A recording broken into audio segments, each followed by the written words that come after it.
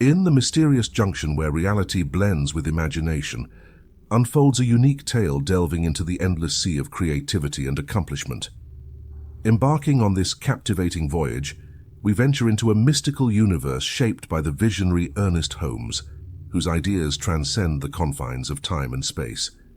Imagine a cosmic corner where ideas manifest before reality, where dreams dance among stars, and creativity emerges as the primal force animating uncharted realms.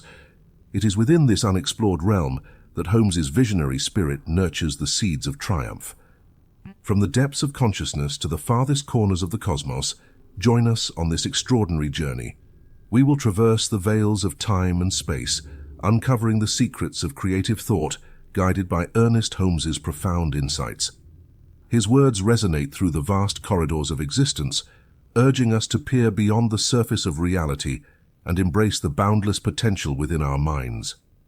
Prepare for an adventure that transcends the ordinary, where the boundaries between dreams and reality blur, and the promise of success gleams like a guiding star in the universe of awareness. This marks the beginning of a unique expedition into the realms of creative spirit and accomplishment, where each whispered revelation unlocks new realms of opportunity and illuminates the wisdom of a visionary lost to time. Part 1. Instruction. A quest for truth is an exploration into the causes of things as humanity perceives and experiences them. The starting point of our thinking must always begin with our experiences. We all know that life is, otherwise we could not even think that we are. Since we can think, speak, and feel, we must exist. We live and are aware of life, therefore we must exist, and life must be if we are life and self-aware consciousness. It follows that we must originate from life and consciousness. Let us start from this simple fact. Life is, and life is conscious of itself. But what is the nature of this life? Is it mental, material, or spiritual? Some careful thought, based on logic rather than purely personal opinion, will greatly help to clarify some of these questions that initially seem to astonish us with their grandeur. How much of what exists can we call life? The answer should be that life is everything that exists, the reason for everything we see, hear, feel, and experience. Anyway, nothing comes from nothing, and it is impossible for something to come from nothing because something is what it comes from. So it must be all that is. Thus, life is everything that exists. Everything proceeds from it, including ourselves. The next question is how things proceed from life, how the things we see proceed from the things we do not see. The things we see must be real because we see them. Saying they are not real will never explain them or answer any questions about them. God's world is not a world of illusions, but of divine realities. Truth should not explain the things we see. It should explain what they are. We live and experience different degrees of consciousness and conditions. Only when we understand why we live and our experiences will we know something about the truth. Jesus did not say that things are illusions. He said that we should not judge from the perspective of what is seen, but that we should judge correctly or with right judgment. He meant that we must look beyond appearances and discover what caused them. Let us not be deceived in anything and not allow ourselves to believe that we have always been deceived. We live in a world of realities. Everything we have experienced is a reality in terms of that experience. Although, if we had a higher understanding of life, the unpleasant could have been avoided. What is life in the first place? What does life mean? We refer to what we see, feel, hear, touch, or taste, and the reason for that. We must have been in contact with everything we know of life. We have already found what life is, otherwise we could not have had any of these experiences. In the beginning was God, or life, and from this life which is, everything is made. Thus, life must flow through all things. There is no dead matter. Furthermore, life is one and can only be changed within itself. All forms are forms of this unity and must come and go through internal activity. This internal activity of life or nature must be a form of self-awareness or self-knowledge. In our human understanding, we would call this eternal knowledge or conscious thought, spirit or life, or God. God must create things from himself through self-recognition or self-knowledge, or as we would call it, thought, because God is everything. Nothing prevents him from doing what he wants, and the question of how things emerge is answered. God makes them from himself. God thinks or knows, and what he thinks or knows appears from himself and is made from himself. There is no other possible explanation for what we see.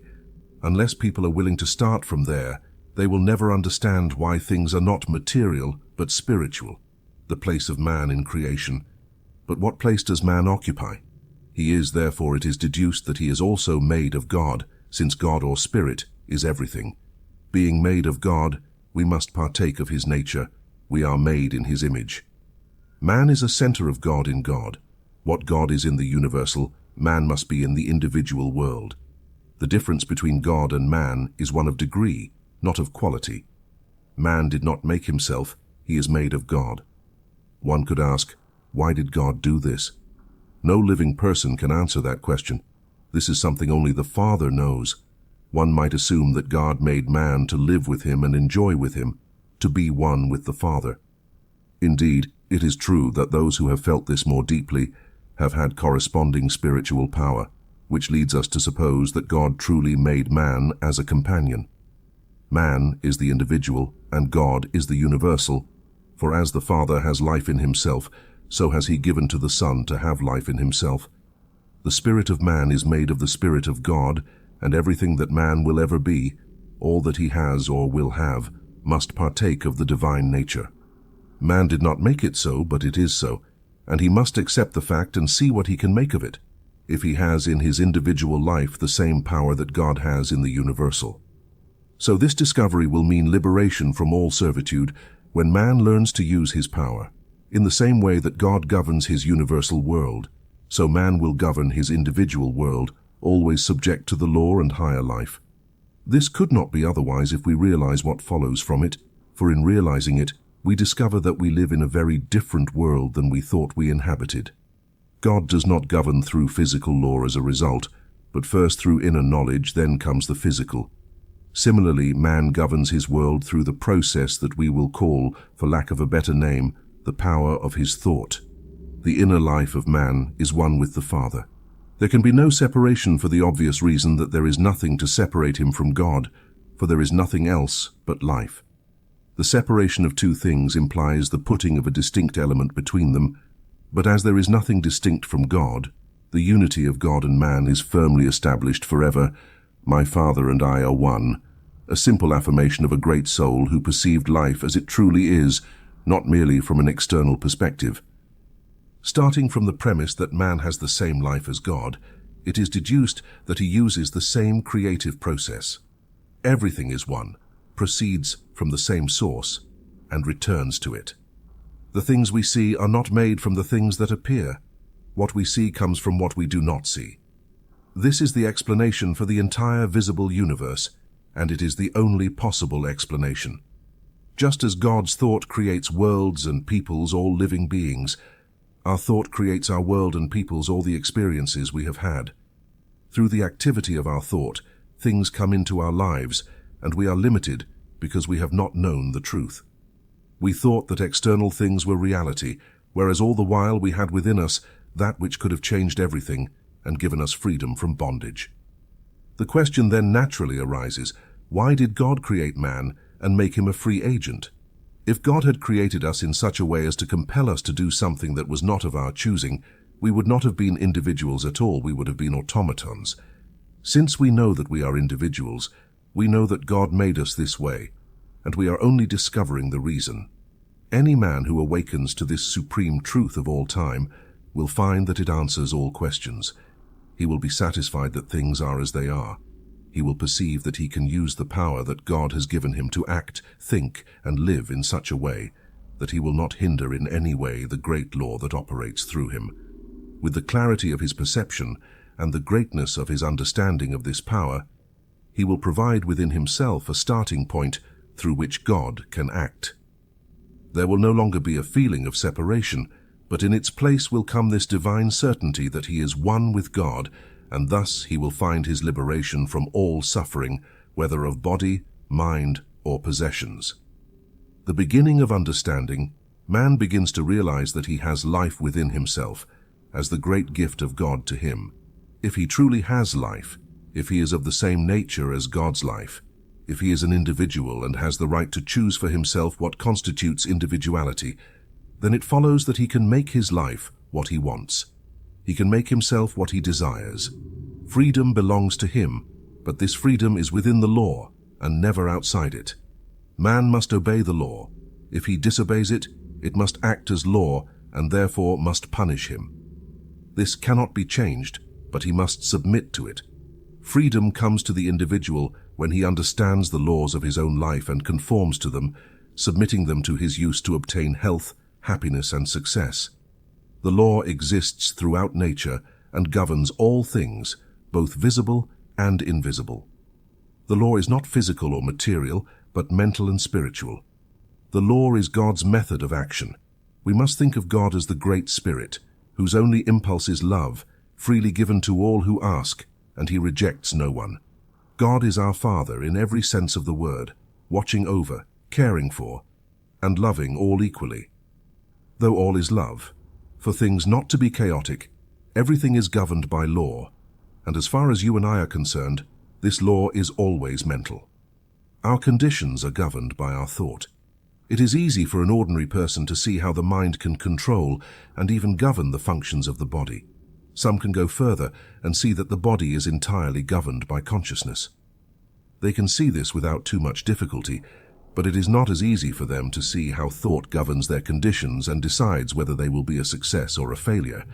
We will stop here to ask the question, are not our conditions controlled by thought? No. So why are they controlled? Some will say that conditions are controlled by circumstances. But what are circumstances? Are they a cause or an effect? Of course, they are always an effect. Everything we see is an effect, something that follows a cause, and we deal only with causality. Effects do not create themselves, but they are held in place by the mind or causality.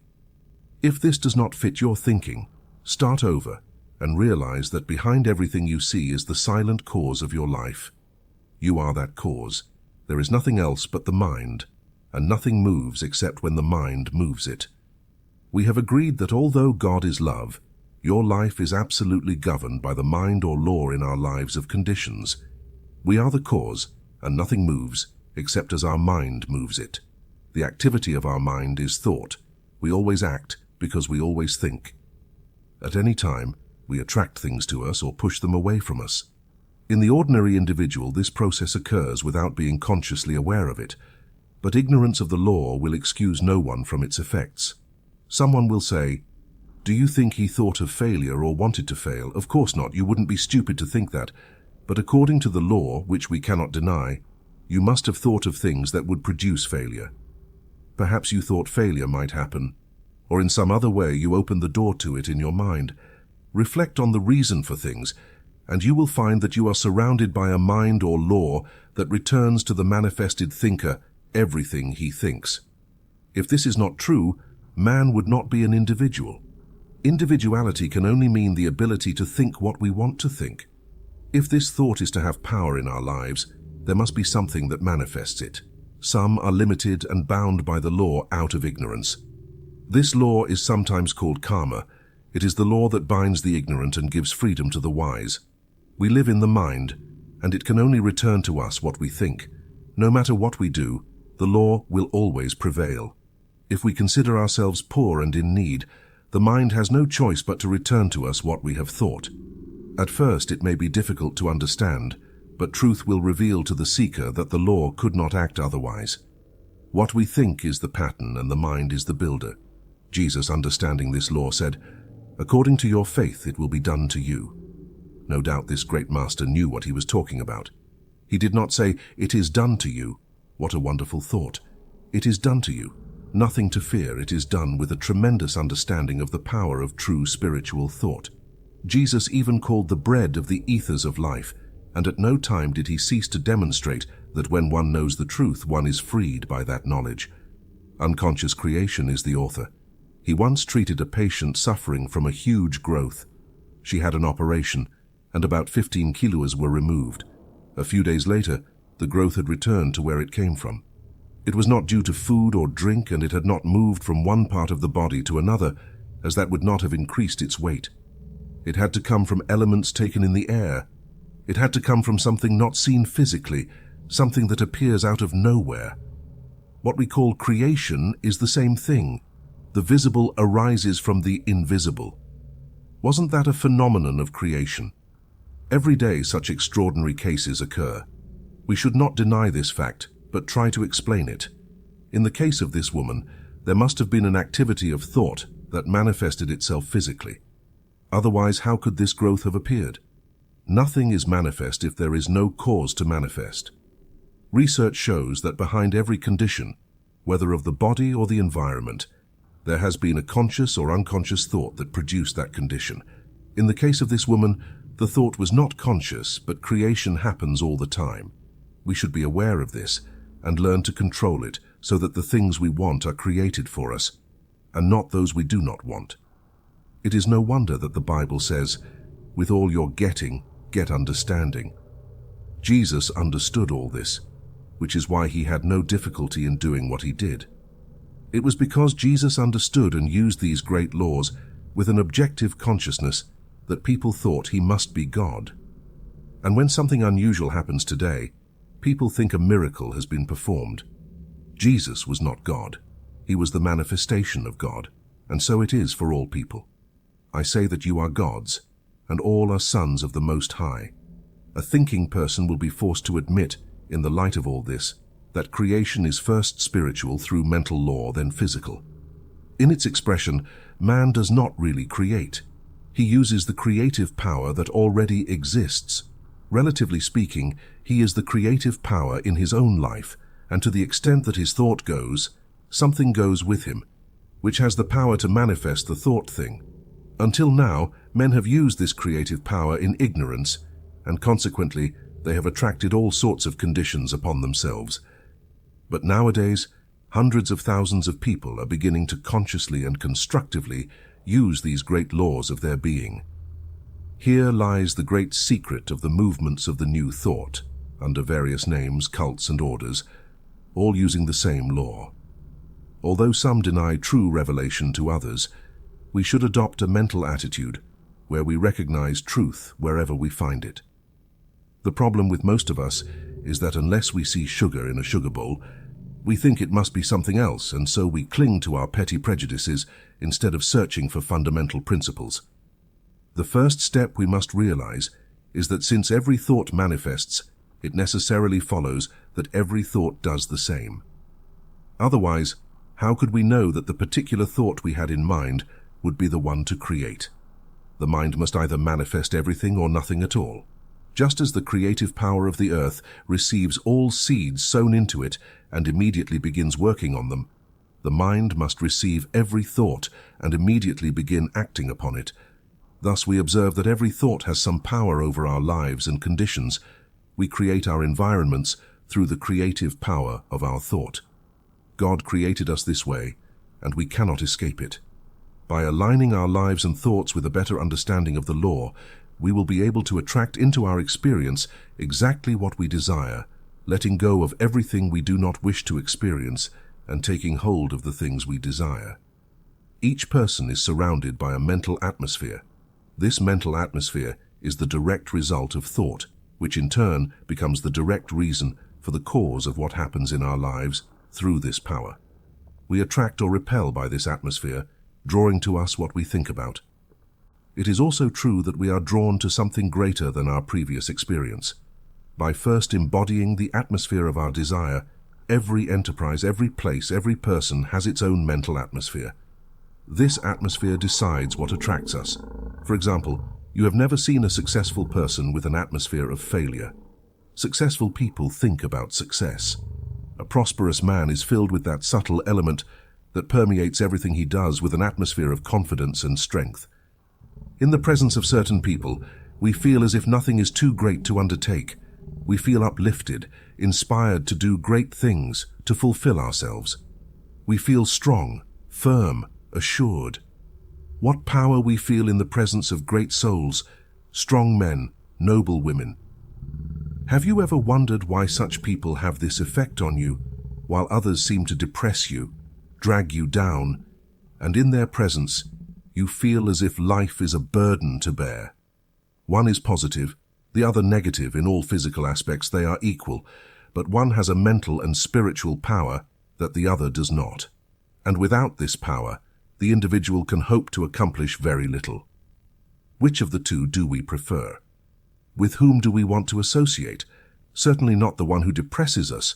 We already have enough of that. But what about the man who inspires us, our own courage? This is the man we will always turn to. Even before joining him in our eagerness to be close, even hearing his voice, we feel a strength coming toward us. Do you think that a man with such a wonderful power of attraction will ever lack friends? Will he ever need to seek employment? He already has so many opportunities at his disposal that he is weighing which one to choose. He does not need to become a winner. He already is. Thoughts of failure, limitation, or poverty are negative and must disappear from our lives forever. Someone will say, but what about the poor? What will you do for them? Will they be left without help? No, 1,000 times no. In them resides the same power as in all men. They will always be poor until they wake up and understand what life is. All the charity on earth has never ended poverty, and never will. If I could have done it, I would have. I couldn't, so I didn't. Showing a man how to triumph will do him 1,000 times more good than telling him he needs charity. We don't need to listen to all the howlers of calamity, if they serve any purpose. God has given us power and we must use it. We can do more to save the world by putting this law to the test than all the charity that has been given to it. Right here, in today's multiple world, there is more money and provisions than the world can use. Only a fraction of the world's wealth is even used. Inventors and discoverers increase this wealth every day. They are the true men. But amidst abundance, surrounded by all the gifts of heaven, man begs for his daily bread. He must be taught to realize that he has brought these conditions upon himself. Instead of blaming God, man, or the circumstances around him, he must learn to seek truth, to let the dead bury their dead. We should tell every man who wants to believe what his true nature is, show him how to overcome all limitations, give him courage, show him the way. If he does not want to believe, if he does not want to take the path, it is not our fault, and having done all we can, we must continue our path. We can sympathize with people, but never with problems, limitations, or misery. If people continue to cling to their problems, all the charity in the world will not help them. Remember that God is that silent power behind all things, always ready to burst forth in expression when we have provided the proper channels, which are receptive and positive faith in the proof of things invisible, but eternal in the heavens. Everything is spirit, and we must provide it a receptive channel as it passes through us toward the external expression of our affairs. If we allow the world's opinion to control our thoughts, it will be our demonstration.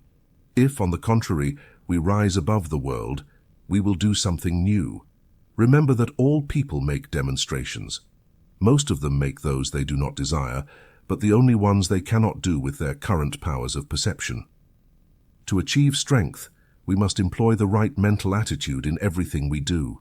Fill ourselves with such courage and such power of strength that every thought of weakness flees before us.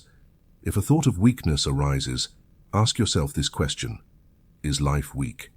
If life is not weak, and if God is not discouraged, then you are not. You never have been and never will be. I would like to see the diseased and discouraged thought that could resist this mental attitude. No, life is strong, and you are strong with the strength of the infinite. Forget everything else while you revel in this strength. You are strong and you can say, I am.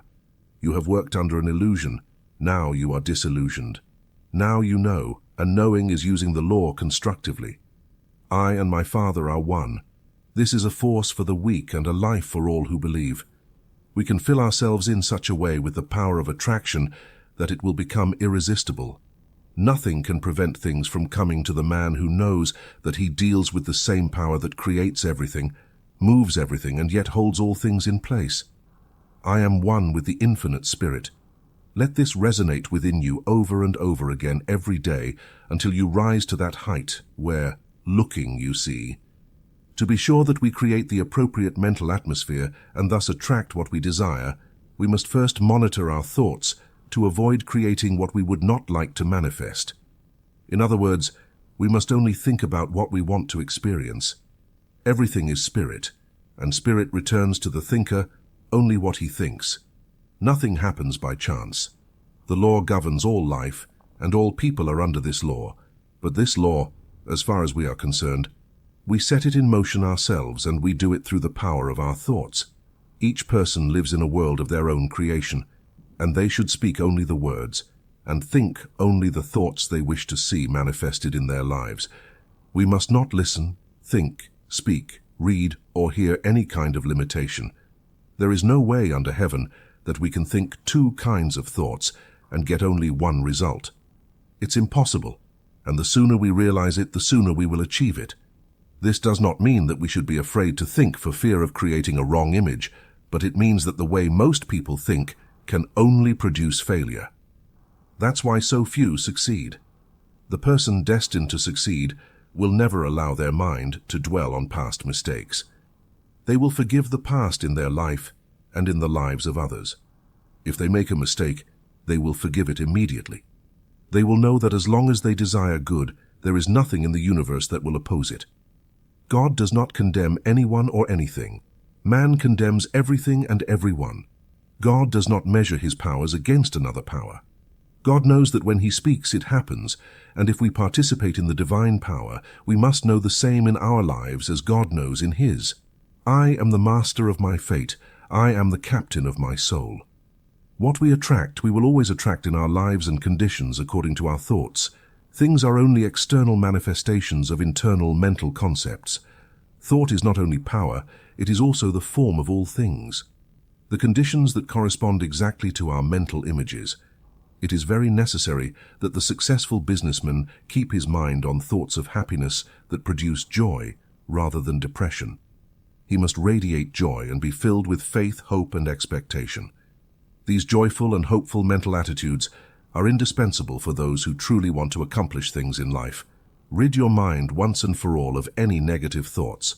Proclaim your freedom. Know that no matter what others may say, think, or do, you are successful now, and nothing can prevent you from achieving the good you desire. All the power of the universe is with you. Feel it, know it, and then act as if it were true. Only this mental attitude will attract people and things to you. Start erasing one by one all false beliefs, any idea that man is limited, poor, or miserable. Use this wonderful power of choice that God has given you. Refuse to think of failure or doubt your own power. Look only at what you want to experience, and do not look at anything else. No matter how many times the old thought returns, destroy it, knowing it has no power over you. Look it straight in the eye and tell it to go away, that it does not belong to you. You must know and cling to the fact that you are now free. Rise with all the faith of someone who knows what he is facing and declare that you are one with the infinite spirit. Know that you cannot move away from this mindset. Wherever you go, it is right next to you, waiting to be used. All the power that exists in the universe is there with you. When you realize this, you will know that, united with this force, you are greater than anything else, greater than anything that could happen to you. More on the power of attraction. Always remember that the mind does things of itself, manifesting in the visible world by becoming what it wants to become. In the world of the particular, the same process occurs. Man has the ability to use creative power, but with the use of that power comes the need to use it as it is intended to be used. If God does things from his thought before they manifest, then we must use the same method. You can only attract what you first transform mentally and feel that you are in reality. A constant flow of consciousness that addresses the creative mind will attract a constant manifestation of conditions. A fluctuating flow of consciousness will attract the corresponding manifestation or condition in your life. We must be consistent in our mental attitude, never hesitant. James says, "Ask with faith without doubt, because he who doubts is like the surf of the sea, driven by the wind and agitated, for such a man does not think that he will receive anything from the Lord." We are all immersed in an aura created by ourselves. This aura is the direct result of everything we have said, thought, or done. It decides what will happen in our lives, attracting what resembles it and repelling what is different. We are attracted by what we embody mentally. Most of the internal processes of thought have been unconscious, but when we understand the law, all we have to do is consciously embody what we desire and think only of that. Then we will be silently drawn toward it. We have this law in our hands to make of it what we want. We can attract only what we desire when we abandon the old order and adopt the new, excluding all else. This is not a sign of weakness, but an endeavor for a strong and self-sufficient soul. And the goal is worth it. The person who can maintain their thoughts unidirectionally is the one who will achieve the best results. However, this does not imply the need to strive or exhaust oneself. On the contrary, effort is precisely what we must avoid. When we know there is only one power, we will not struggle. We will know, and in calmness, we will only see what we know to be true. This means persistent and firm determination to think what we want to think, regardless of all external evidence. Otherwise, we are not looking at what is seen, but at what is unseen. The king of Israel understood this when he saw the enemy army approaching and said, "We have no strength against this great company, but our eyes are fixed on you, on the only power." How to attract friends? The man who has learned to love all people, no matter who they are, will find many people who will return this love to him. This is not simply a feeling or a religious mental attitude. It is a deep scientific fact to which we must pay attention. The reason is that as everything is spirit, and we attract to ourselves what we first transform into, as long as we do not learn to love, we will not send out vibrations of love. And as long as we do not send out vibrations of love, we will not receive love in return. One of the first things to do is to learn to love everyone. If you haven't already, start now.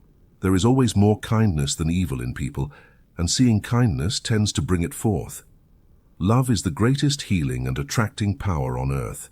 It is the very reason for our existence, and it explains why people must have something or someone to love. Life that has not loved has not lived. It remains dead. Love is the only driving force of creation, and the man who does not have it as the greatest motivation in his life has never developed the true creative instinct. No one can swing toward the universal without love, because the whole universe is based on it. When we find ourselves without friends, what we must do is immediately send our thoughts to the whole world, send them filled with love and affection. Know that these thoughts will meet someone else's desires who wishes the same. Somehow, both will be attracted to each other. Stop thinking that people are strange, as such thoughts will only cause misunderstandings and lose the friends we currently have. Think that the whole world is your friend, but you must also be a friend to the whole world. In this way, and with this simple practice, you will attract so many friends to you that time will be too short to appreciate them all. Do not see the negative side of anyone. Do not allow yourself to misinterpret or be misunderstood. Do not be morbid. Know that everyone wishes you the best. Affirm this wherever you go, and then you will find things as you wish them to be. The atmosphere created by a true lover of the race is so powerful that even if they have many other faults, the world will love them in return. To the one who loves much, much will be forgiven. People die for a true human interest, for someone who tells them they are fine. Which person do we prefer? The one who is always full of problems and faults, or the one who sees the world as their friend and loves it? There's no need to ask the question. We know what we want. The company of the person who loves and wants, forgetting everything else. The only reason we think other people are strange is because they do not think like us. We must overcome this petty and small-minded attitude and see things in a broader perspective. The person who sees what they want to see, regardless of what seems to be, will one day experience externally what they have so faithfully seen internally. Not for selfish reasons, but for higher purposes. We cannot afford to find fault, to hate, or even to have anything against any living soul. The God who is love cannot hear the prayer of the person who is not love. Love and cooperation will continue to be the greatest business principle on earth. God is love. We will make unity with all people, with all life, our own. We will affirm that God within us is unified with God in everything. This oneness now attracts into our life all love and communion. I am one with all people, with all things, with all life. As I listen in silence to the voice of all humanity, it speaks to me and responds to the love I offer it. This deep love that I now feel for the world is the love of God, and it is felt by all and returned by all. Nothing stands in the way, for there is nothing but love that stands in the way. I understand all people, and this understanding is returned to me by all people. Therefore, I help, and I am helped. I uplift, and I am uplifted.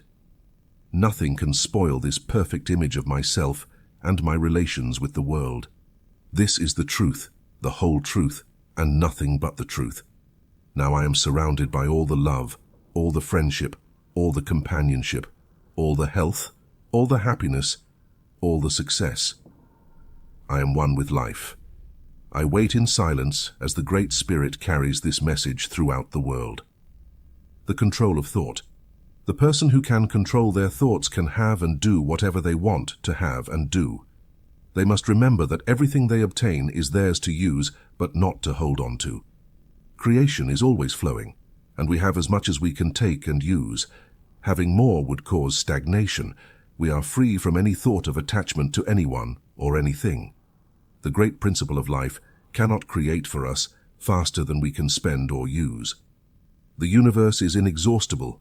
It is unlimited, knows no limits or boundaries. We do not depend on a reed shaken by the wind, but on the very principle of life. For everything we want, have, or will have, it is not some power or great power we affirm again, it is all power. All we have to do is believe it and act as if it were true, without hesitation.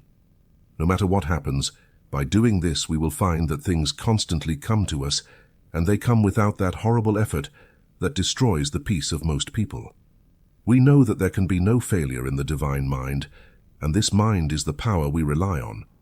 However, just because we rely on the divine mind does not mean that we do not have to do our part. God will act through us if we allow it, but we must act outwardly as if we are sure of ourselves. Our role is to believe, then to act with faith. Jesus went to the tomb of Lazarus, believing and knowing that God was acting through him. Often we may have to go somewhere or do something, and we must know with deep conviction that there will be a power accompanying us that no one can contradict. When we feel this secure place in our thought, all we will have to do is act. There is no doubt that the creative power of the universe will always respond. This is always the case. So we do not have to worry about anything, but rather present our requests with thanksgiving. When Jesus said, "All the things you pray for and ask, believe that you will receive them, and they will be yours," he was uttering one of those many profound truths that were so clear to him and that we are only beginning to see. He knew that everything is made of spirit, and that without this positive acceptance on the part of the individual, there is no mold into which spirit can pour itself into form. In the mind of God, the correct mold exists, the true knowledge, but in the mind of man, this true knowledge does not always exist. Since God can only act for us by acting through us, nothing can be done for us unless we are positively receptive. But when we understand the law and how it works, we then provide this complete inner acceptance. In doing so, we allow Spirit to do the work, to give the gift. The reason we can make our requests known with thanksgiving is that we know from the start that we are going to receive, and thus we cannot help but be grateful. This attitude of gratitude towards Spirit puts us in close relationship with the power and adds much to the reality of what we aspire to. Without it, little can be accomplished. So let us cultivate all the gratitude we can. With gratitude, we will send our thoughts into the world, and when they return, they will be laden with the fruits of the Spirit. Creating an environment for the student. For the student who has understood that everything is spirit and that everything is governed by law, another thought comes, that they can create or have created for them from their own thought. They can create a mental atmosphere of success so powerful that its power of attraction will be irresistible. They can send their thought throughout the world and have it return with what they want. They can fill their place of business with the power of success that will attract from far and near. Thought will always return to us what we have sent. First, we must clear our thought of all unbelief. This book is written for those who believe, and for those who believe it will come true in their life. Without mental clarity on the part of the thinker, there can be no true creative work. Just as water reaches only its own level, the Spirit will render to us only what we first believe. We always get what we believe, but not always what we want. Our thought has the power to reach into outer conditions and create an exact match with our inner convictions. In thinking, you set in motion a power that creates. It will be exactly as you think. You send an idea to the Spirit, and the Spirit creates it for you and sets it on the path of your life. Consider it as your best friend, always with you. Wherever you are, it never abandons you. You are never alone. No doubt, no fear, no questions. You know it. You are going to use the only power that exists in the universe. You are going to use it for definite purposes. You have already set this intention in your thought. Now you are going to express it. You say it for your own good. You only desire good, and you know that only good can come to you. You have made your unity with life, and now life is going to assist you in your affairs. You will establish in your rooms an atmosphere of success so strong that it will become an irresistible barrier against everything. In realizing the greatness and omnipotence of the One, you are so sure that you will not even look to see if it is going to happen. You know it, and now your word, which is one with infinite life, must be spoken with calm and perfect confidence. It must be taken and operated on immediately. Perfect is the model, and perfect will be the result. You are surrounded by what you desire. More than that, you are the thing you desire. Your word establishes it now and forever. Look at it, feel it, know it. Now, you are surrounded by perfect life, infinite activity, all power, all guidance. The power of the Spirit brings you all people, supplies you with all good, fills you with all life, truth, and love. Wait in perfect silence as this inner power takes care of it, and then you will know that it has been done to you. From this word comes the power of the infinite. The words that I speak are spirit and life. The power of words, the speech of man spoken into the creative spirit, is endowed with the power of expression. By our words, we are justified, and by our words, we are condemned. Our words have exactly as much power as we invest in them. This does not mean power through effort or tension, but power through absolute conviction or faith. It is like a little messenger who knows what it is doing and knows exactly how to do it. We express in our words the intelligence that we are, and supported by this greater intelligence of the universal spirit, our words become a law for that which they are spoken. Jesus understood this much better than we do. In fact, he believed it absolutely. For he said, "Heaven and earth will pass away, but my words will not pass away until all is accomplished." This makes our words inseparable from absolute intelligence and power. Now, if any word has power, it follows that all words have power. Some words may have more power than others depending on our conviction, but all words have a certain power. Therefore, we must be very careful with the words we speak. All of this demonstrates that we are truly one with the infinite spirit and that our words have the power of life within them. The word is always with us and never far. The word is within our own mouth. Whenever we speak, we are using power. We are one in spirit with the whole universe. We are eternally united in this spirit with real power. It is our fault if we do not use this truth after having seen it. We should feel surrounded by this spirit, this great pulsating life, this reality that sees and knows all. When we feel this close presence, this great power and life, then all we have to do is speak to it. Speak with all the positive conviction of the soul that has found its source, and above all, never fear, but know that it will be done unto us as we have believed. What wonderful power, what newness of life and power of expression await those who truly believe. This will not be achieved by humanity until men awaken to the real facts of being. Humanity has not yet begun to live, but the time is approaching. Thousands are already using this great power, and thousands more are watching and anxiously waiting for the new day. Why is it necessary to always believe when we pray? We must believe that we already have the things we need. As we have said before, this belief is already necessary because everything is spirit, and until we provide this complete acceptance, we have not created a mold into which spirit can pour and through which this positive belief can manifest. This conviction is absolutely essential for true creative work, and if we do not currently have it, we must develop it. Everything is law, and cause and effect occur throughout all of life. Spirit is the cause, and what we call matter or the visible is the effect. As water freezes into the shape where the spirit is poured, the spirit merely solidifies into the forms our thought takes. Thought is form. The individual provides the form. He never creates or manifests this by himself. There is something that does all this for him. His only activity is the use of this power. This power is always at hand, ready to be spoken, and at the same time ready to give form to the word's invisible expression. But the mold most of us provide is very poor, and we change it so rapidly that it resembles more a movie than anything else. We already have the power. It is the gift of the Most High in its finite expression.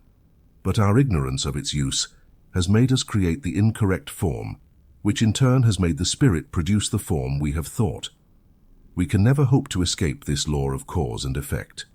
Although we may think at first that it is something harsh, when we understand it, we will see it as absolute justice, without which there could be no individual life acting of itself. Due to our divine individuality, even God may have to wait for our acknowledgement of Him and His laws. Business people would do well to remember this and shape their thinking to be ready to receive what they send out. No thoughts of discouragement or disorder should be created, but only positive assurance, powerful thoughts of success, divine activity, the feeling that with God all things are possible, the belief that we are one with this great thought. These are the thoughts that make success. Understanding that we are dealing with one, not two, powers allows us to think clearly. We are not concerned with competition, opposition, or failure, because there is nothing but life, and this life continually gives us everything we can ask for, desire, or think about. Now we can see how essential it is to keep our thoughts unidirectional, always thinking only about what we want, not letting our mind dwell on anything else. In this way, the Spirit works through us. This is why so many people fail. The average person, when they sit down to handle their business, unconsciously does exactly what they should have avoided, and then wonders why they didn't get the desired results. Most people just sit and wish for something. They may even have a great desire or hope. They may even believe that their desire will come true. All this is good, but it is not enough. What we need to do is provide the attitude of having already received. This may seem difficult at first, but we can easily see that it is necessary and that it is the only way the Spirit works. This is what we must do. The power is, the Spirit is, life is, but they must flow through us to express in our lives. We are dealing with the law, and nature must be obeyed before it works for us. Simply realize that this law is as natural as any other law of God, and use it with the same intelligence that you would use the law of electricity. Then you will get the desired results. We provide the thought form around which divine energies play, and toward which the conditions necessary for the accomplishment of the thought are attracted. When we give a treatment, this is all we have to do. But even before we can do that, we must clear our minds of all fear, all sense of separation from the divine Spirit. The law is, but we must apply or use it in our own lives. Nothing can happen to us that is not first an accepted belief in our own consciousness. We may not always be aware of what is going on inside us, but practice will enable us to control our thoughts more and more so that we will be able to think what we want, no matter what seems to be. Every person possesses within themselves the ability to know and use the law, but they must develop it consciously. This is done through practice and the willingness to learn and use everything we know so far.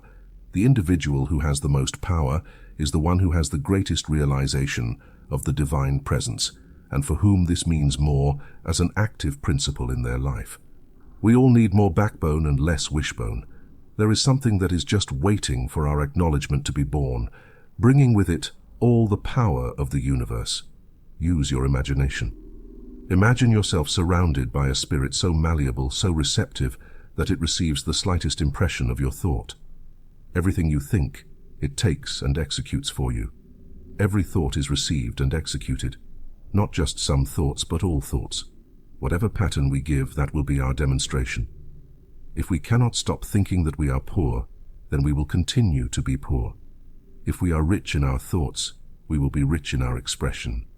These are not mere words, but the deepest truth that has ever touched the human race. Hundreds of thousands of the most intelligent thinkers and the most spiritual people of our time are demonstrating this truth. This is not about illusions, but realities. Pay no more attention to those who ridicule these ideas than you would to the breath of the wind. At the center of your soul, choose what you want to become, what you want to achieve, and hold on to it. Every particle in the silence of absolute conviction knows that it is already done.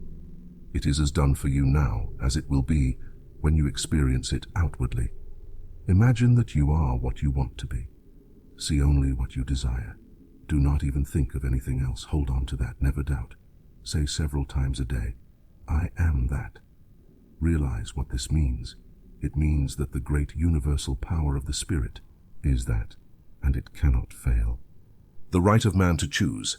Man is created as an individual, and as such he has the power to choose. Many people seem to think that man should not choose, that since he has asked the Spirit to guide him, he no longer needs to act or choose. This is taught by many teachers, but it is not in line with our individuality. If we did not have this privilege, this power of choice, we would not be individuals. What we must learn is that the Spirit can choose through us. But when this happens, it is an act on our part. Even if we say, I will not choose, we are still choosing, for we choose not to choose. We cannot escape the fact that, at every step, life is a constant choice. What we must do is select what seems right to us and know that the universe will never deny us anything. We choose, and the Spirit creates. We must strive to choose what will always express a greater life, and we must remember that the Spirit always seeks to express love and beauty through us.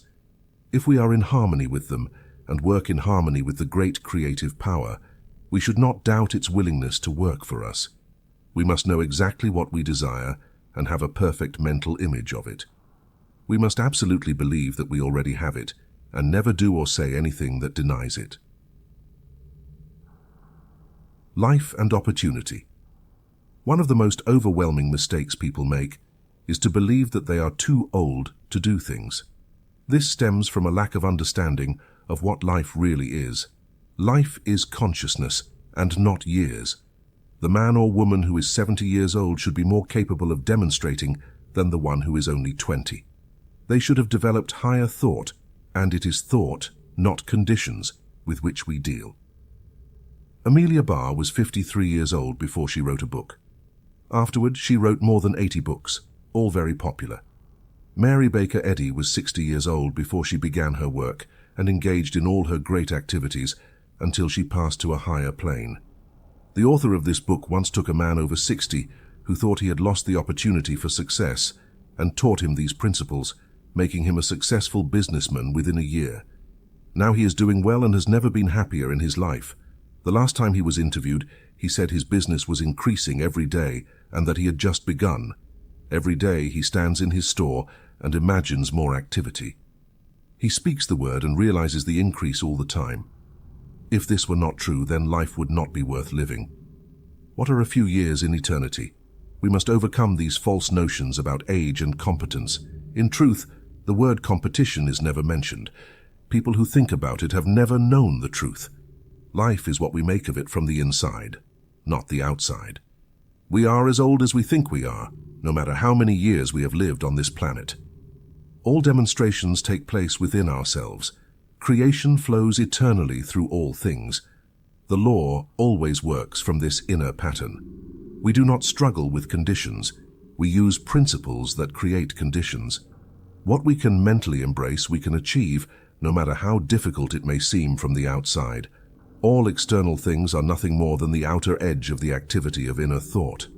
You can easily verify this for yourself.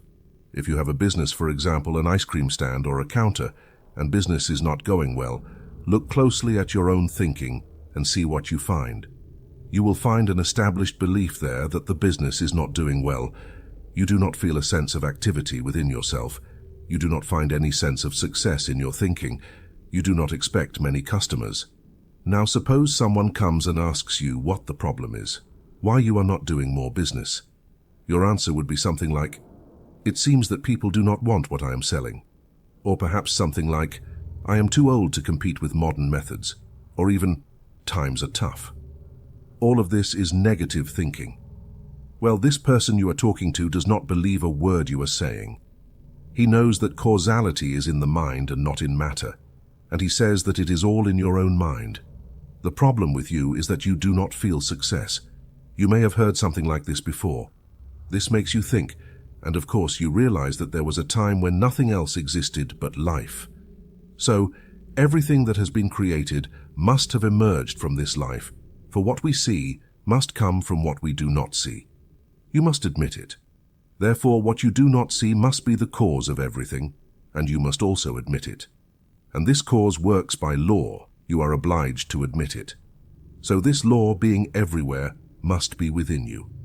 This is harder for you to see, but after much reflection, you begin to realize that this is so. Then, without knowing where your thought processes are leading you, you have conceded that you yourself are the reason for what happens in your life, whether it be success or failure. God could not make you otherwise while simultaneously making you an individual who chooses for himself. It is obvious. Now, what are you going to do about it? This is what you must do. Every time you think of failure, you will replace it with strong and radiant thoughts of success. You will speak of activity in your business every day. You will see only activity, and you will know that it is the law you are using, the universal law, and as such, your thought is as certain as God's thought. Every day, you will give the great creative intelligence exactly what you want to happen. You will see only what you desire, and in the silence of your soul you will speak and it will be given to you. You will believe that a great divine love flows through you and through your business. You will be grateful for this love that fills your life and satisfies your soul. You are a different person, so full of activity and courage that when you meet people, they will be amazed by your energy. They will start to want simply to be in contact with you. They will feel encouraged. In a few months you will be successful. People will come to you and ask how you did it. The answer will be the same as the one you received a few months ago. The man who speaks to the public does the same thing. He daily envisions crowds of people coming to listen to him. He sees nothing else. He experiences what he feels and sees. Never forget this. Life comes from within and not from without. You are the center of power in your own life. Be sure and do not accept false suggestions. The world is full of calamity howlers. Keep away from them, from everyone, no matter how great you believe they might be. You have no time to waste on anything negative. You are a success, and every day you give the law exactly what you want to happen, and the law always works for you. All fear is gone, and you know there is only one power in the entire universe. Happy is the man who knows this, the greatest of all truths. Everything resolves into our mental capacity to control our thoughts. The man who can do this can have what he wants, can do what he desires, and becomes what he wants. Life, God, the universe are yours. Money is a spiritual idea. Many people seem to think that money must be bad, but in reality, it is only an excessive love for money that is characterized as the root of all evil. If everything is an expression of life, then money is an expression of life and must therefore be good. Without a certain amount of it in this life, we would struggle, but how to get it is the problem. How to acquire wealth. Money did not make itself, and being not self-created, the consciousness of money has the external expression of it. The people who consider it a certain reality in their mind have it as an expression in their pocket. The people who do not have this mental resemblance do not have money in their pockets. What we must do is acquire a consciousness of money. This may seem very material, but the true idea of money is not material, it is spiritual. We must make our unity with it. We can never do this as long as we keep it away from us, thinking we do not have it. Let's change the method and start making our unity with supply by declaring daily that all the power in the universe brings us everything we can use. Feel the presence of supply. Know that it is now yours. Make yourself feel that you have it now and that it will be given to you. Work with yourself until there is nothing in you that doubts. Money cannot stay away from the man who understands that everything is spirit and that divine law governs his life. Thank every day for the perfect supply. Feel that it is yours, that you have come into full possession of it now. Refuse to speak of poverty or limitation. Cling to the fact that you are rich. Acquire the consciousness of $1 million. There is no other way, and it will react to everything you do. See money coming to you from all sources and directions. Know that everything works for your good. Become aware in your life of the presence of an omnipotent power. Speak to it and feel that it responds to your approach. Whenever you see something or someone that you think has more than you, immediately affirm that you have the same thing. This does not mean that you have what they have, but that you have the same. It means that everything you need is yours. Whenever you think of something great, immediately say, "That means me." In this way, you learn to unify yourself in the law with great concepts, and according to the way this law works, it will tend to produce that thing for you. Never allow yourself to doubt, even for a minute. Always be positive with yourself. Watch the inner workings of your thought, and the law will do the rest. Action. The universe is full of activity. There is movement everywhere. Nothing remains still. All activity originates from the spirit. If we want to be in harmony with things, we must act. This does not mean we must force ourselves or struggle, but we must be ready to do our part by letting the law act through us. God can only do for us what we allow Him to do through us. Intelligence gives us ideas, and in turn, we work on them. But our work is no longer done in any sense of doubt or fear, for we know we are dealing with something that never makes a mistake. We proceed with serene confidence, born from an inner trust in an infinite power behind all our actions. There is thus a great purpose in letting the law work through us. We must comply with the law of activity, be ready to take the path of outward activity. Jesus went to Lazarus's tomb. Perhaps we must go too, but something will accompany us, something that never fails, this law of activity. We must use it in our affairs. So many business places we visit have an atmosphere of inactivity, producing such a sense of drowsiness that we immediately lose all interest in what is happening. We don't feel like buying anything, and leave that place without any apparent reason, and enter another.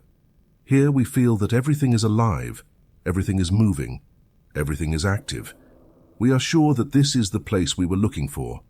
We buy here, find exactly what we want, are satisfied with our purchase, and leave happily.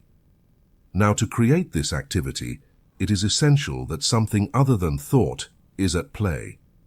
It's not that thought doesn't come first, but the one who has this thought of activity will naturally manifest it in vigorous and energetic movement that helps produce a spirit of activity in his business and everything he undertakes. Wherever you see a man who does not move, you will find someone whose thinking is inactive. The two always go together. A man in a shop or business place must always be moving his goods, always doing something. People will see it, and having the thought of activity in the background will want to do business there. A shop that always has the same items on the same shelf does not attract us. The world loves action, change. Action is life. When a store clerk thinks of activity and starts to manifest it, even if not in front of customers, he will soon serve them alertly. Alertness is the word. Always be alert. There must be mental alertness before there can be physical activity. Act as if things are happening, even if it doesn't seem like it. Keep things moving, and soon you will have to avoid rushing. Activity is powerful. Half the stores you enter make you feel sleepy before you leave, and you feel like you can't get out fast enough. The other half are alive, and they are the ones doing the world's business. The man who is active in his thinking doesn't need to sit alone to think. He works while thinking, and thus he complies with the law that must work through him. The thought of activity makes him move. The thought of confidence makes his movements sure, and the thought of supreme guidance makes his work intelligent. We must be careful not to fall into routine. Always do something new and different, and you will see that life becomes a great game in which you are the protagonist. Life will never be boring for the active body and mind. It is so interesting that we wonder if we will ever get tired of it. Some people acquire such lazy mental habits that a new idea finds no entry. Great things are accomplished by people who have great thoughts and then go out into the world to realize their dreams. If you can't find anything new to do, go home and change the arrangement of the bed or the piano. Put the kitchen in the living room and eat on the back porch for a while. This will make something move and change within you, and life will never stop for the fully awake person. She can find so many things to do that she doesn't even have time to start in this life. And she knows that eternity is necessary to accomplish the ideals she has already evolved. Everything comes from the mind, but the mind acts on itself, and we must act on ourselves and on conditions, not as slaves, but as masters. Show interest in life if you want life to be interested in you. Act in life, and life will act through you. You will thus become one of the great people of the earth. Ideas of the infinite. Suppose we want to draw from the universal mind a definite idea, guidance, information, direction. How do we do it? First, we must convince ourselves that we can. Where do all inventions come from? Where does Edison get his information about electricity, if not directly from the mind of the universe? Everything that has happened to the human race comes directly from the mind. It could come from nothing else. Every invention is nothing but the discovery of something that already exists, although we have not yet seen it. Where does the harmony of music come from? Where could it originate, if not from the mind? Perhaps a great musician hears and listens to something that we do not. His ear is attuned to harmony, and he captures it directly from life itself, interpreting it for the world. We are surrounded by the music of the spheres, but few of us catch its sound. We are so burdened by our problems that we never hear the divine melody. If we could see, if we could hear, if we could understand, if only we realized the presence of the whole, what could we not accomplish? When a great thought arises in an individual's mind, when a great poem is written, when a great work of art is forged by a receptive artist, it is simply a sign that the veil is thin for him. He has glimpsed reality, but for most of us, inspiration is not something we can rely on. We must follow the slower but no less certain method of receiving directly from the infinite. The method is simple and very effective. When you want to know something specific or how to begin a certain line of action, you must first be silent within yourself. Do not let yourself be troubled by any outward appearance. Never be disturbed by effects, for they did not make themselves and have no intelligence to contradict you. Remain silent until you become aware of the presence of absolute intelligence around you, of the mind that knows. Now make a perfect image of what you desire. You cannot get an image unless you know what you want. Put your mind in contact with the universal mind by stating exactly what you expect. Ask for it, believe that you receive it, and wait. After a few minutes, declare that now you know it, even if it seems that you do not. However, in the depths of consciousness, you have received the impression. Be thankful because you are receiving it now. Do this every day until you receive guidance. Sometimes it is good to do this just before sleeping. Never deny the knowledge that has been given to you after doing this. There will come a time when an idea will begin to take shape. Wait for it, and when it appears, act on it with all the conviction of someone who is perfectly sure of themselves. You have obtained understanding directly from the source of all understanding, the knowledge from the source of knowledge. Anyone can do this if they are persistent. It is a sure direction and guide, and it will never disappoint us. But we must be sure not to deny at other times what we affirm in moments of faith. This way, we will make fewer mistakes, and over time our lives will be controlled by supreme wisdom and understanding. Never rely on others. Never lean on other people. You have within yourself enough strength to accomplish everything necessary. The Almighty has implanted genius within each soul, and what we must do is unearth this inner genius and let it shine. We will never realize it as long as we seek guidance from others. Rest in yourself. Wait in gentle silence, and there you will find all the power and intelligence of the universe. They are already inside, ready to be used. The divine spark must be kindled into a flame of the living fire of your own divinity. Self-confidence is the word to dwell upon. Listen to your own voice. It will speak to you in unmistakable terms. Trust yourself more than anything else. All great men have learned to do this. Each person, within their own being, is in direct communication with infinite understanding. When we depend on other people, we merely take their light and try to illuminate our path with it. When we depend on ourselves, we rely on that inner voice, which is God speaking in and through man. Man is the inlet and outlet of all that is in God. God made us and brought us to the point where we recognize our own individuality. From now on, we must let Him express through us. If it were otherwise, we would not be individuals.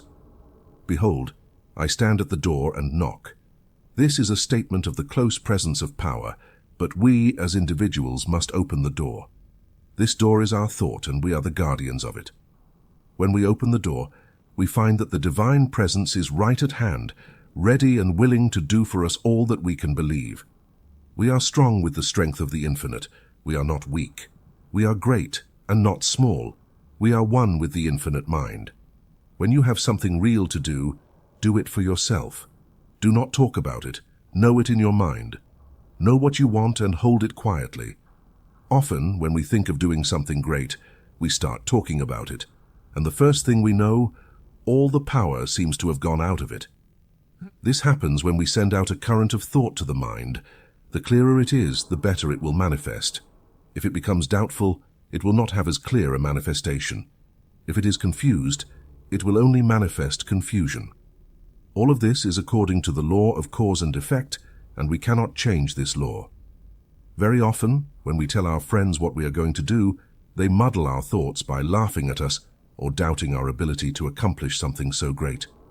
Of course, this would not happen if we were always positive, but when we become even slightly negative, they react, and we lose that clarity of power, which is absolutely necessary for good creative work.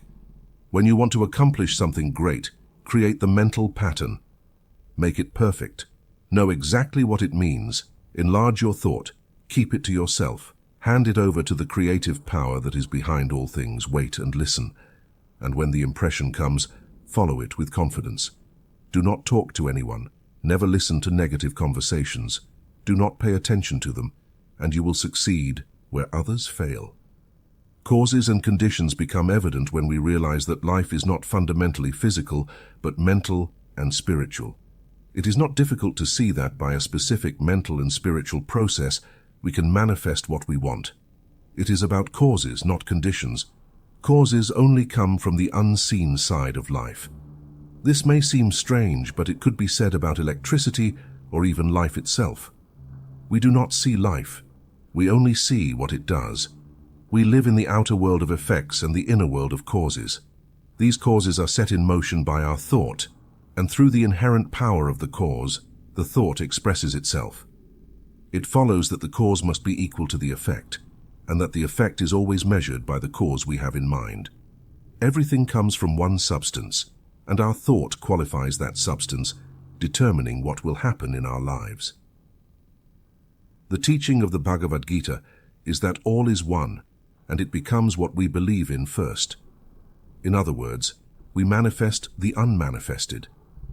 This does not detract from the omnipotence of God, but increases it, for He created something capable of doing this. God continues to reign in the universe, but we are given the power to reign in our lives. We must realize that we are dealing with a substance that we have the right to handle, and by learning its laws we can use them to our advantage, as Edison does with electricity. The substance with which we deal is never limited, but we often are because we extract only what we believe due to our own limitations. There is no reason why the universe should have boundaries because of our limitation. Our limitation is simply our disbelief. Life can give us something great or small. When it gives us something small, it is not limited, just as life is not limited when it creates a grain of sand instead of a planet. In the grand scheme of things, all sorts of small and large forms are necessary, combined to form a complete whole. The power and substance behind all of this remain infinite. This life can become for us only through us, and this becoming is the transition from mind to expression in our lives through the form of the thought we give it. Life is never limited. An ant has as much life as an elephant, even though its size is smaller. The issue is not size but consciousness. We are not limited by real boundaries, but by false ideas about life, and by failing to recognize that we are dealing with the infinite. Limitation is an experience of the race, but it is not God's fault, but man's perception. To prove this, let every man break the bonds of this false perception of life, and he will immediately begin to express less and less limitation. This is the growth of inner idea. People often say when told this, "Do you believe I chose to be poor and miserable? Do you take me for a fool?" No, you are not a fool, but it is very possible that you have been deceived, and this has happened to most of us. I do not know anyone who has escaped being deceived about life. You may not have had thoughts of poverty, but at the same time you may have had thoughts that produced it. Observe the process of your thought and see how many times a day you think about something you would not like to see happen. This will convince you that you must be careful about what your thought must be controlled. What we must do is reverse the process of our thought and ensure that we have only positive and constructive thoughts. The calm determination to think only of what we want to think, regardless of the conditions, will do much to put us on the path to greater achievement in life. Of course, we will stumble. Of course, the path is not easy, but we will grow every day. We will give the creative mind a newer and larger concept to work on in the life around us every day. We will overcome some negative tendencies, and we must stick to them until we have mastery over all our thoughts. On that day we will rise to never fall again. We must be kind to ourselves, never discouraged or give up until victory. Feel that you are always supported by an omnipotent power and a loving Father, and the path will seem easier to you. Mental equivalence. One of the most necessary things to remember is that we cannot demonstrate life beyond our mental capacity to embody it. We give birth to an idea only from within.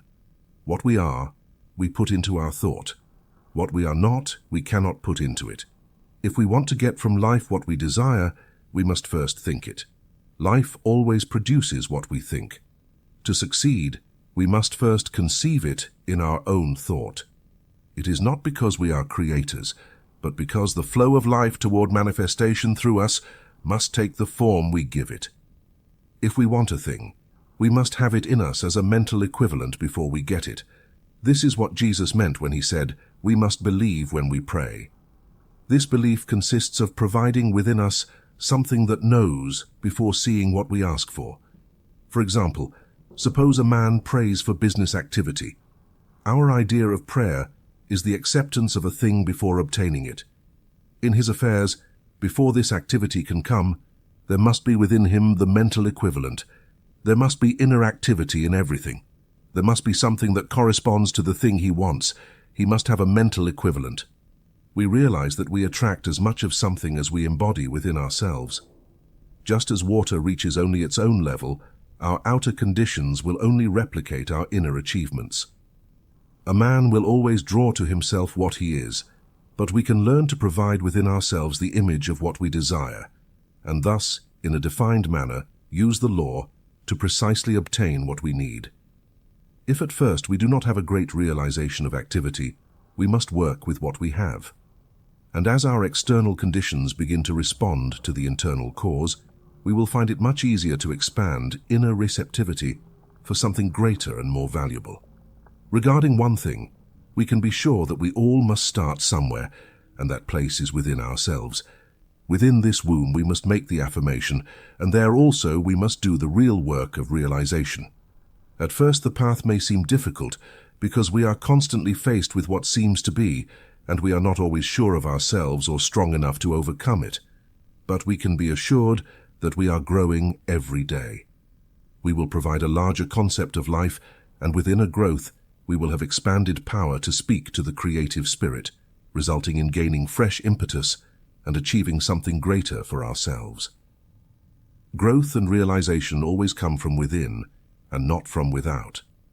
The old race suggested by fear, poverty, and limitation must be eliminated, and every day we must cleanse our thoughts of anything that limits the demonstration of unity in our lives. Remember that you are dealing with one power and not two. This will make things easier because you do not have to overcome conditions, as conditions emanate from inside out and not from outside in. A man arriving in a new town will immediately attract to him what he has in his mind. He must be very careful about what he thinks. He must know exactly what he wants and daily surrender it to the supreme mind, knowing that it will work for him. Old thoughts must be destroyed, and new ones must take their place. Every time an old thought arises, look it straight in the eye and declare that it has no place in your mind, that it has no power over you. Declare the law and have confidence in it, excluding everything else. Try each day to see more and understand more. Feel each day that you are particularly cared for. There are no special creations for an individual, but we all specialize the law every time we think about it.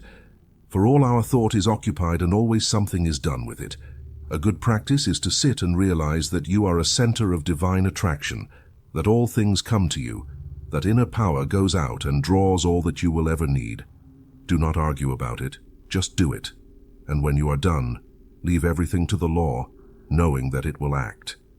Declare that all life, all love, and all power are now in your life. Declare that you are now in the midst of abundance. Hold on to this, even if you do not yet see the results. It will work, and those who believe more always get more. Think that the law is your friend, that it always watches over your interests.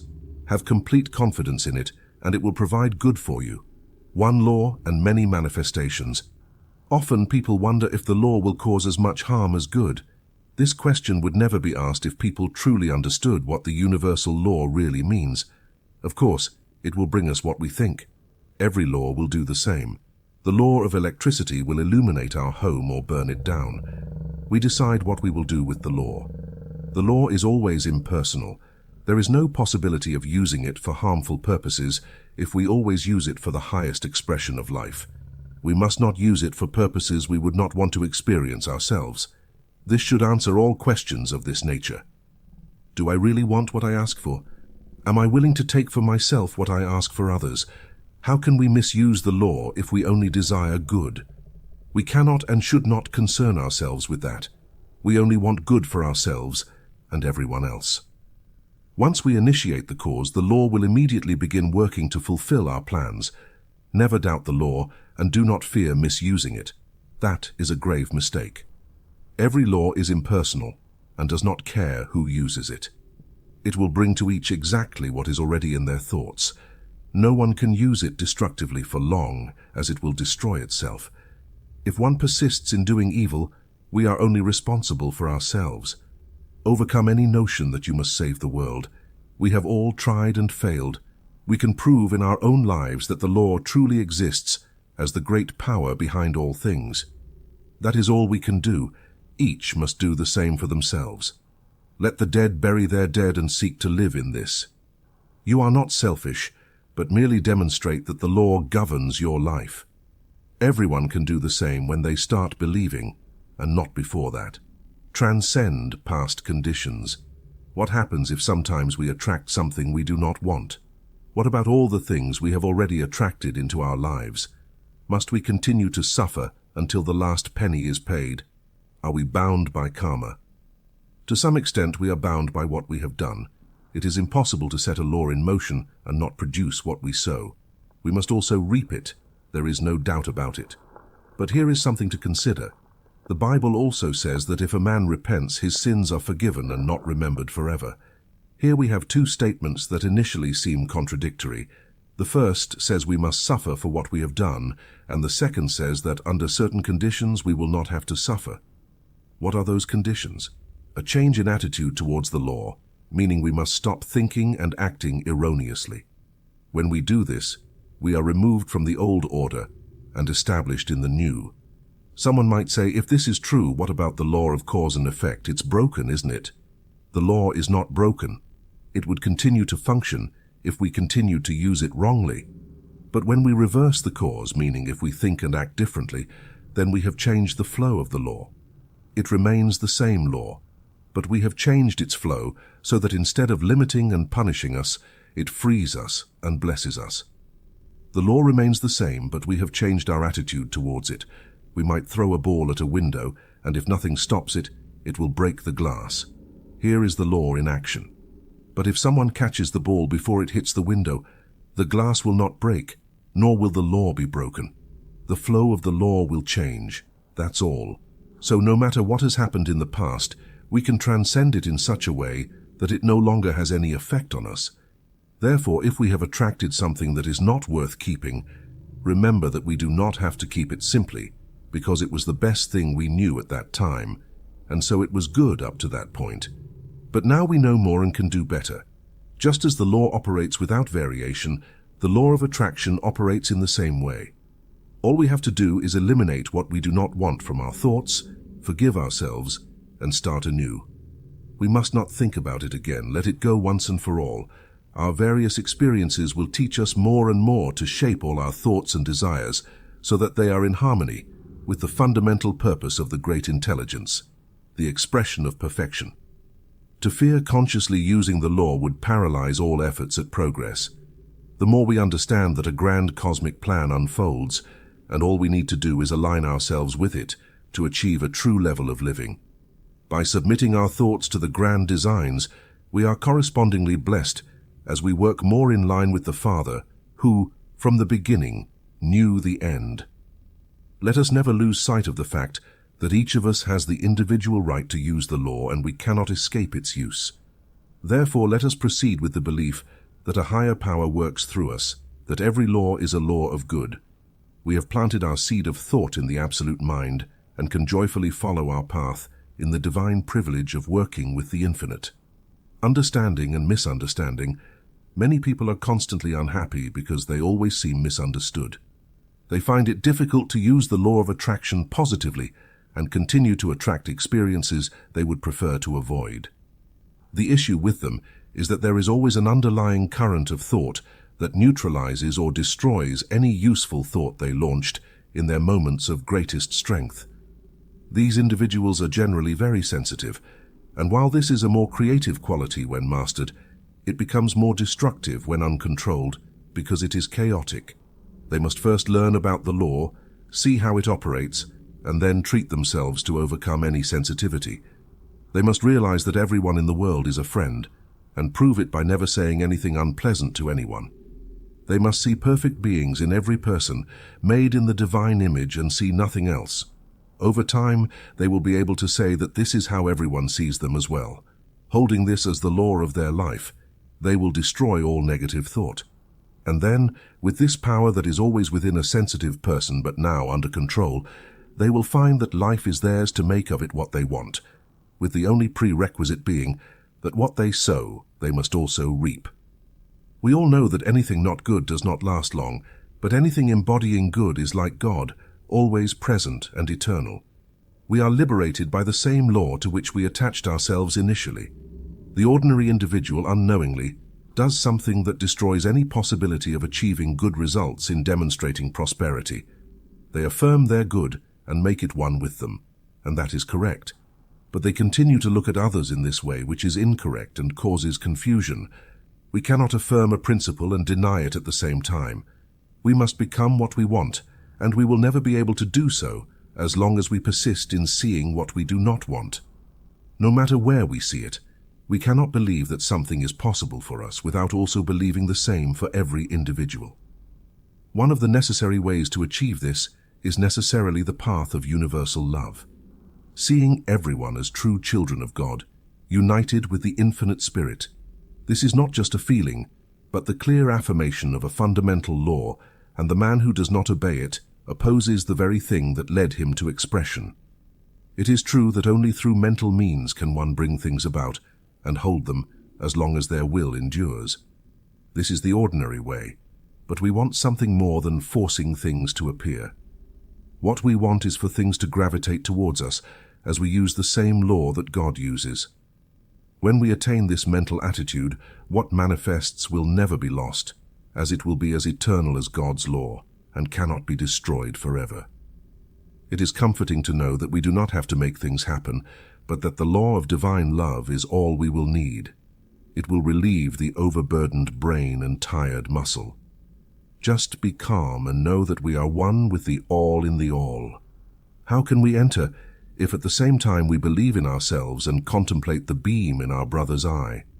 Does this not obstruct our view and pervert our own nature? We must see only the good and let nothing else enter our minds. Universal love towards all people and all things is nothing but the return of love to the source of all love, to the one who creates everything in love and maintains it in divine care. The sun shines equally on all. We must not separate and divide where God has united with such care. By doing so, we divide our own affairs, and sooner or later, the law of absolute justice that renders to each their due measure will balance the account, and then we will be obliged to suffer for the errors we have made. God does not impose this agony upon us, but we have imposed it upon ourselves, even if only for selfish reasons. We must love all things and consider them good, made of the substance of the Father. We can only hope to attract to ourselves what we draw through love. We must watch our thoughts, and if we have anything against a soul, rid ourselves of it as soon as possible. This is the only sure path. Perhaps at the supreme moment of sacrifice, Jesus did not ask the Father to forgive all the evil done to him. Let us assume we can do it better. If at this moment we do not love all people, we must learn to do so, and the path will be easier. When all condemnation has vanished forever, and we contemplate only the good, we will see that God is good and there is no evil in him. No strange experience is necessary to demonstrate the truth. We do not have to live on particular emotions or psychic experiences. Although some of these things may come, we must remember that what we are dealing with is the law, and as law, it will obey us when we conform to its nature and approach it in the correct manner. What we are doing is declaring something in mind, and if the impression is clear in our own minds that it is done, we have put all the activity into it that we can until something happens outside for us to work on. Many people say they wish they could feel something when they do a treatment. All this is a mistake and an attempt to give a physical reason for life. What we really need to feel is that, as God is all and good, he wants us to have only good. Feeling this, we must take what is already done for us. Our attitude towards such a good Father must always be one of gratitude. When we begin to test the power of truth, we will always maintain this attitude. Know that you are dealing with something sure, and all you have to do is positively know it and wait for the results to manifest outwardly. Then, do what your common sense tells you to do, for it is the thought of God through you. More and more, you will find yourself guided out of difficulty towards that freedom which is the divine birthright of every living soul. So move forward, looking only at desired things and never undesired ones. Victory will always be on the side where the majority of your thoughts rest in absolute acceptance. Visualize a few people visualizing everything they think, and many think it is impossible to demonstrate unless they possess the power to visualize. It is not so, although some amount of visualization is necessary. On the other hand, it must be remembered that we are dealing with a power that is like the earth of the soil that will produce the plant when we plant the seed. No matter if we have never seen a plant like the one that will grow for us, our thought is the seed, and the mind is the soil. We are always planting and harvesting. All we have to do is plant only what we want to harvest. This is not difficult to understand. We cannot think of poverty and at the same time demonstrate abundance. If a person wants to visualize, let them do so, and if they see themselves fully in possession of their desire and know they receive it, they will make their demonstration. If, on the other hand, they do not visualize, let them simply state what they want and believe absolutely that they have it, and the result will always be the same. Remember that you are always dealing with the law, and that is the only way for anything to exist. Do not argue about it. That means you are not yet convinced of the truth. Convince yourself and rest in peace. Where does the demonstration take place? The demonstration takes place in the patient, in the practitioner, or in the mind of God. We are in the mind of God, so it must happen there. But the patient is also in the mind of God, otherwise there would be two minds. So it must also happen in the mind of the patient. But this mind is that of God, so it doesn't matter where it occurs. We do not have to project our thought because the mind is within our reach and never abandons us. All we have to do is know it within ourselves, and when we are absolutely convinced, we have demonstrated. As for the practitioner, All he has to do is convince himself.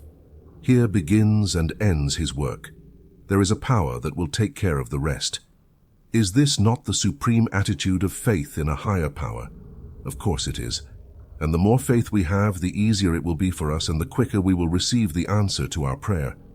If we have simple, childlike faith, it will produce, but it should give us greater faith when we understand a little how the law works. From this follows that by understanding, we should have such great faith that we will never receive a negative answer to all our thoughts. Each victory will strengthen us until we no longer have to say, I hope, or I believe, but I know. Part 2. Treatments. The way to give a treatment is, first of all, to absolutely believe that it can be done. Believe that your word reaches a true creative power that takes it immediately and begins to act upon it. Feel that for this power all things are possible. It knows nothing other than its own power to do what it wants to do. It receives the impression of your thought and acts upon it. It is never sure to treat something that you do not want to see happen. This means that what you want for another, you must first be willing to receive for yourself. Then believe that your word will be acted upon by an almighty power. Feel its great reality in and through all the things you say, and declare exactly what you want it to do for you, without ever doubting in your own mind, because it will do exactly what you have indicated. All a practitioner has to do is convince himself, know, believe, and what he declares will happen to him. One of the first things to do is to be definite, to have a mental image of the thing you desire, to know exactly what you want. This mental image, this absolute acceptance that this is now, must never be neglected, or you will not achieve your desired goal. We sit with our own soul at peace with the world, at peace with ourselves, realizing that we are dealing with something that is a reality, something that cannot fail. We strive to have a clear conception of the matter, resting in this realization while the universal creative power takes it and acts upon it. We have stated exactly what we want it to do for us. We have believed, we have known, we have never contradicted what we declared. The person who can do this is sure to achieve results. Understanding and guidance. The inner man is always in immediate connection with the infinite of understanding. We are immersed in a living intelligence.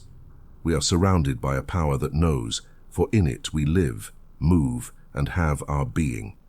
If our outward thinking were never confused, we should draw at every moment from this infinite source of knowledge.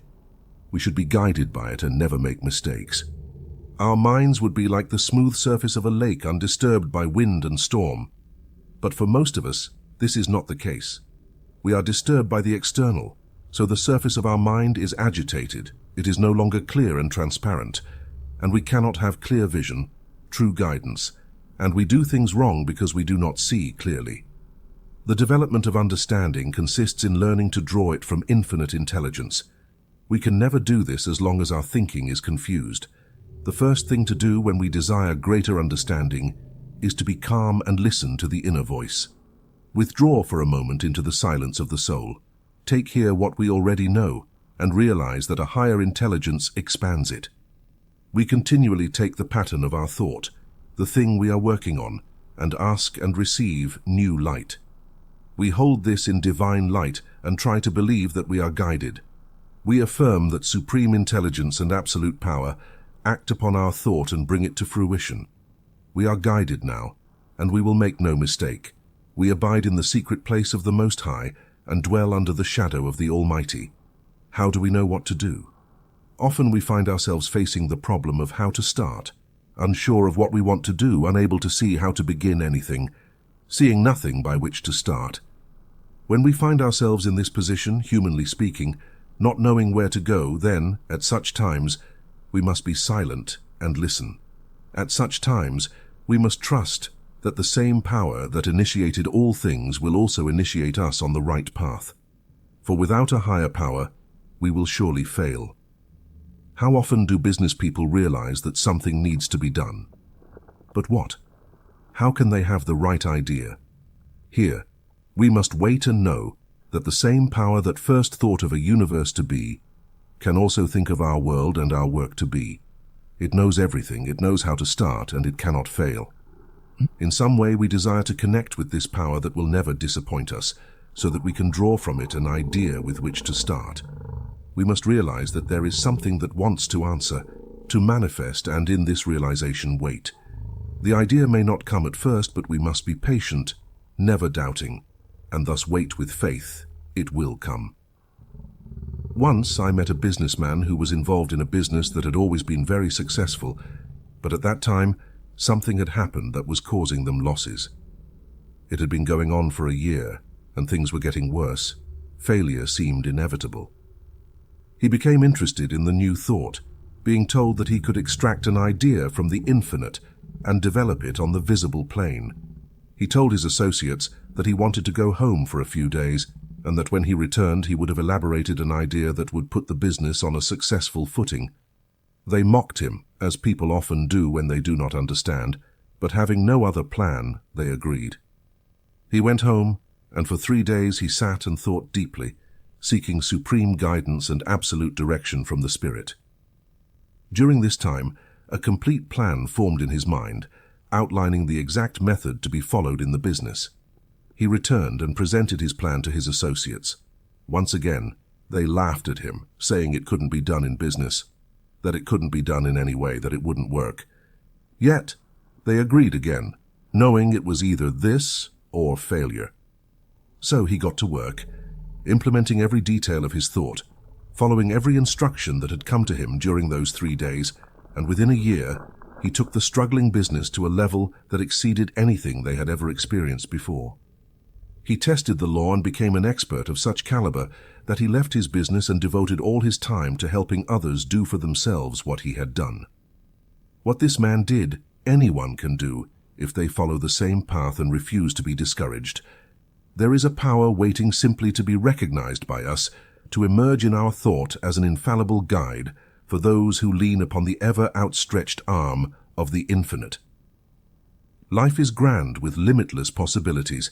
We must wait and listen, then attend to our outer affairs with the inner conviction that we are guided toward a more perfect expression of life. Anyone can do it by following a thought. When we feel we have the right direction, when something within us tells us we are guided, then no matter how it looks, we must follow it. Something beyond our intellect is doing something through us, and we must do nothing to contradict it.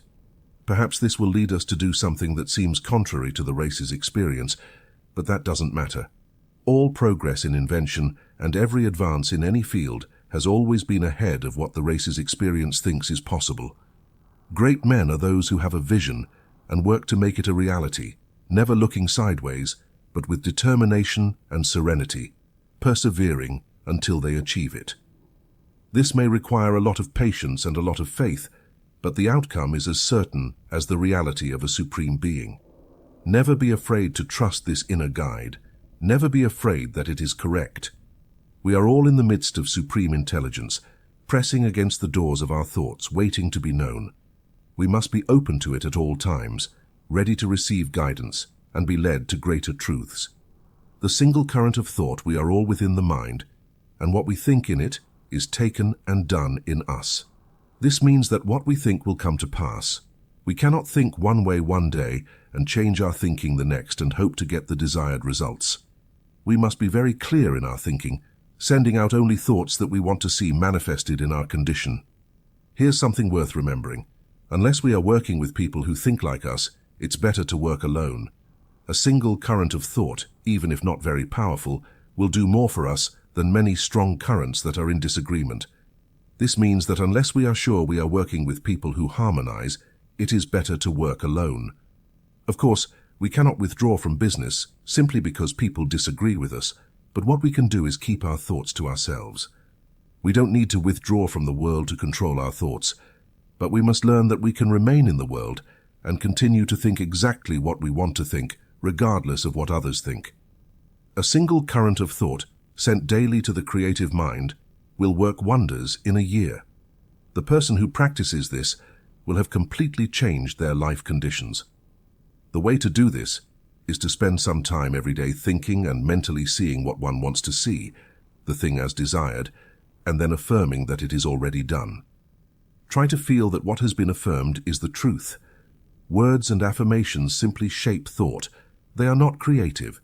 Feeling is creative, and the more feeling there is in the word, the more power it will have over conditions.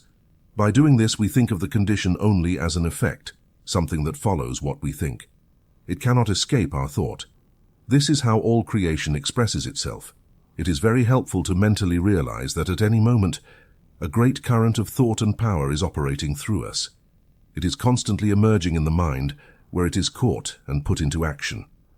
Our job is to keep this current of thought where we want it to be, ready to act at any time when the impulse for action manifests. Our action must never be negative. It must always be affirmative, because we are dealing with something that cannot fail. We may fail in realization, but the power itself is infinite and cannot fail. We set in motion an absolute current of thought that will never cease until it has accomplished its purpose. Try to feel this. Fill yourself with great joy in feeling that you have the ability to use this great and unique power. Maintain clarity of thought and never worry about how things seem to be unfolding.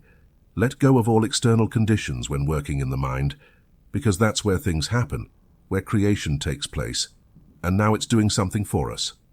This must be believed as never before, known as the great reality, felt as the only presence. There is no other way to get it.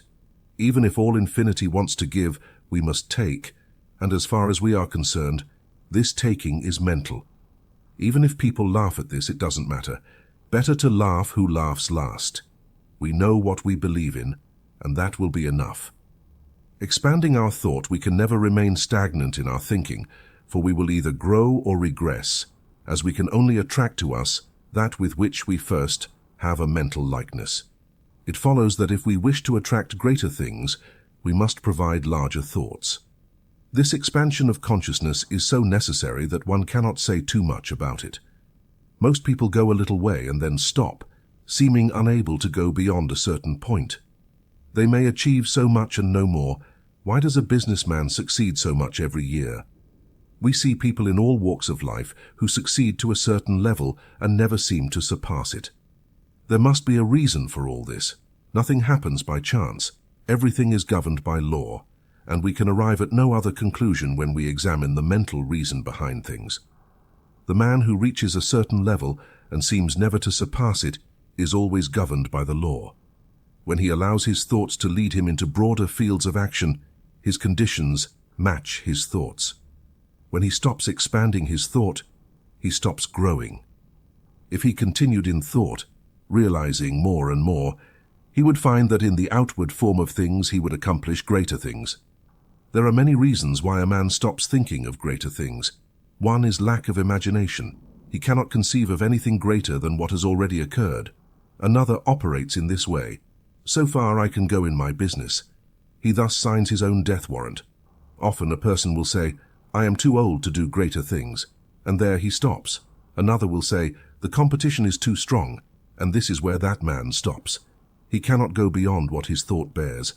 All this is unnecessary when we realize that life is primarily consciousness, and then conditions follow.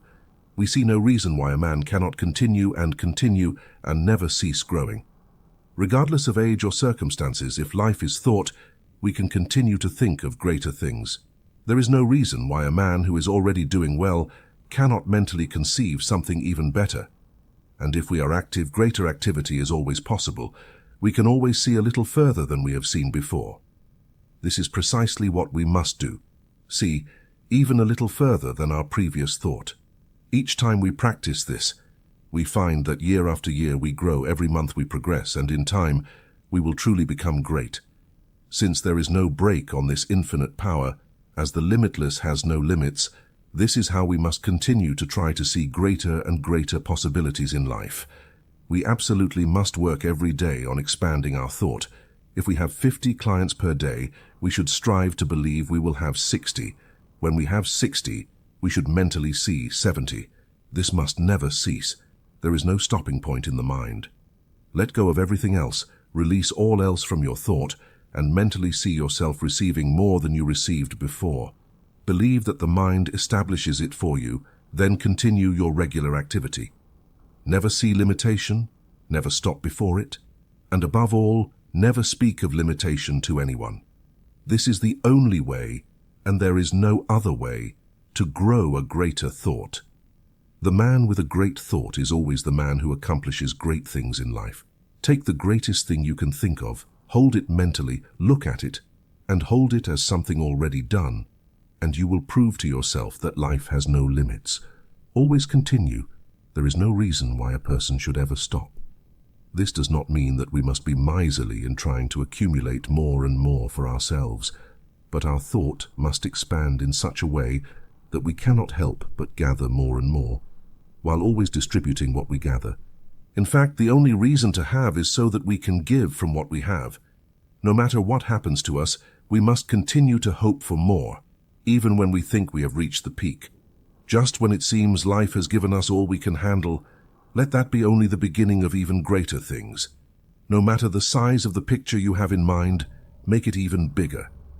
The reason why so many people reach a point where they stop is that they reach a point where they cease to grow in their own minds.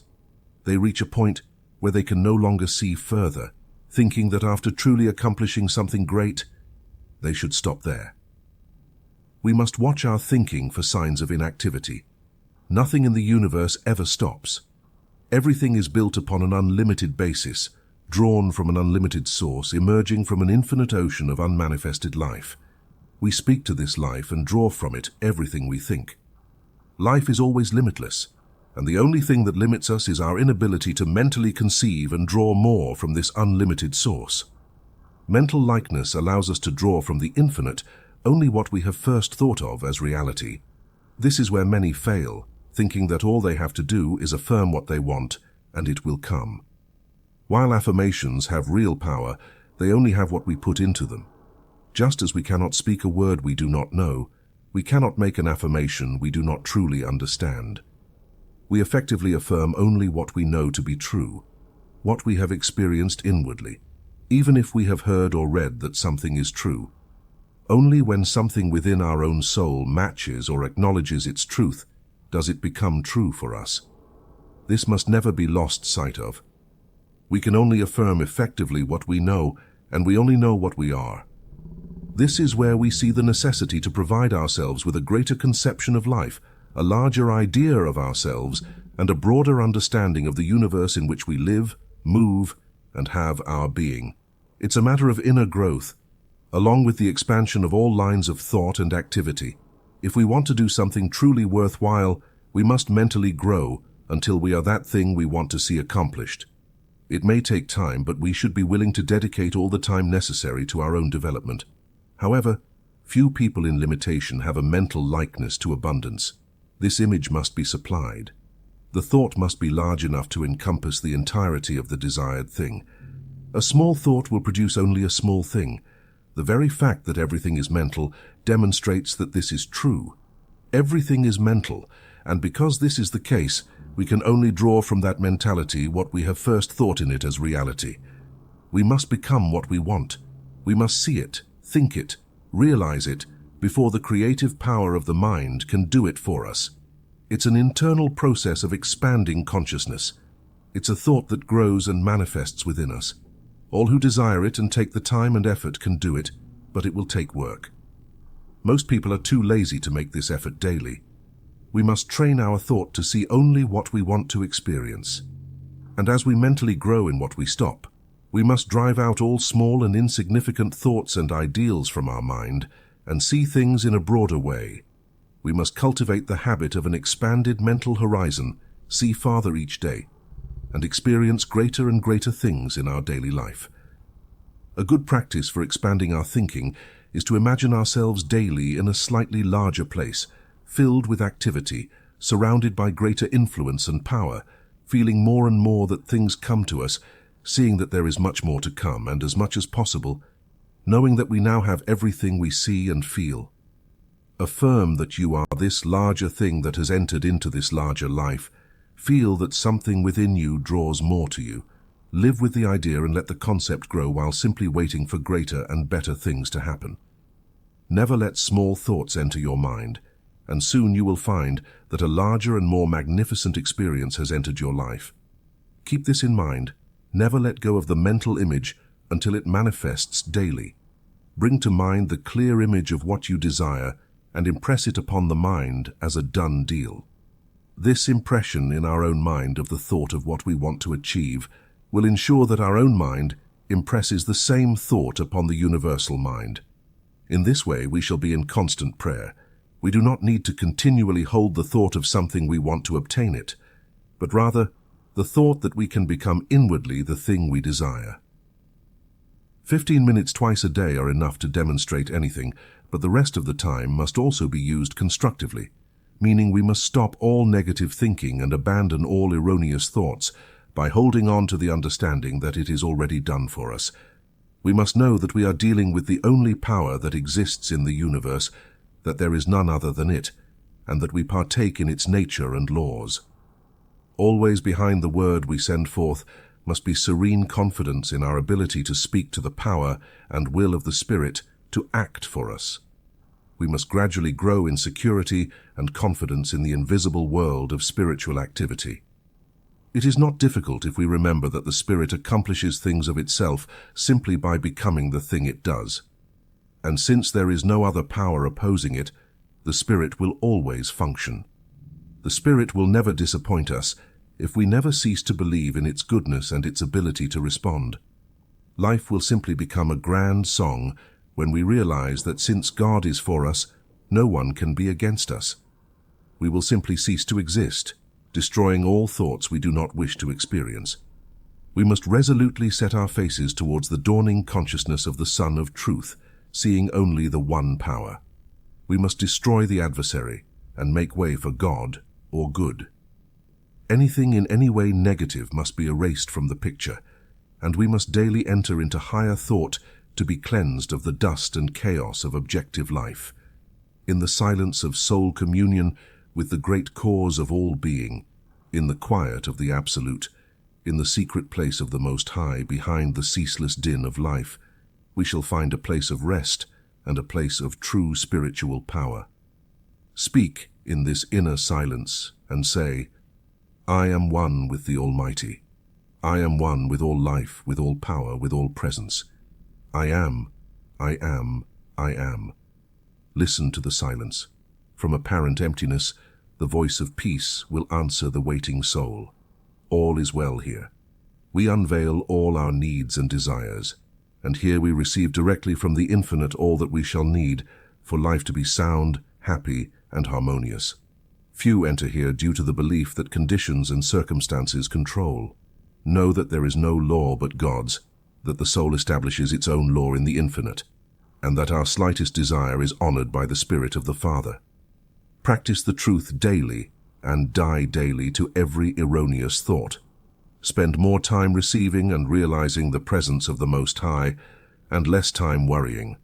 A wonderful power will come to the one who believes and trusts in this power in which they have learned to believe. Know that all good and all God is with you, all life and all power. Never say, I am afraid again, but always say, I trust, for I know in whom I have believed.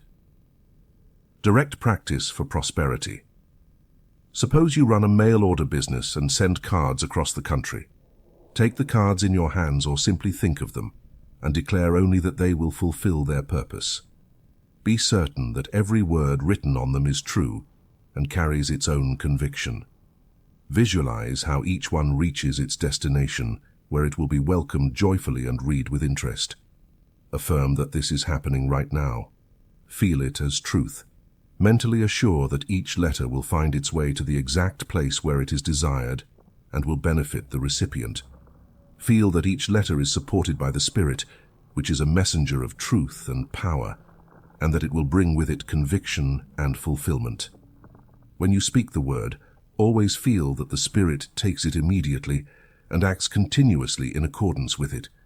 Therefore, our role in the creative process is to know this and be ready to do all we can without haste or concern, and above all, to absolutely trust that the Spirit will take care of the rest. The one who sees more clearly and believes more firmly will demonstrate more. It should be that person, and you will be that person as soon as false thoughts disappear and understanding arises that there is only one power and one presence. We are enveloped in infinite love and intelligence, and we must embrace them and claim their protection from all evil. Declare that your word is the manifestation of the presence and activity of the power of all that exists, and wait for the perfect concept to manifest.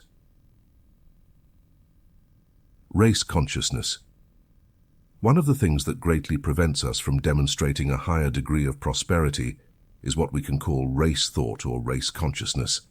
Here is the result of everything the race has thought or believed.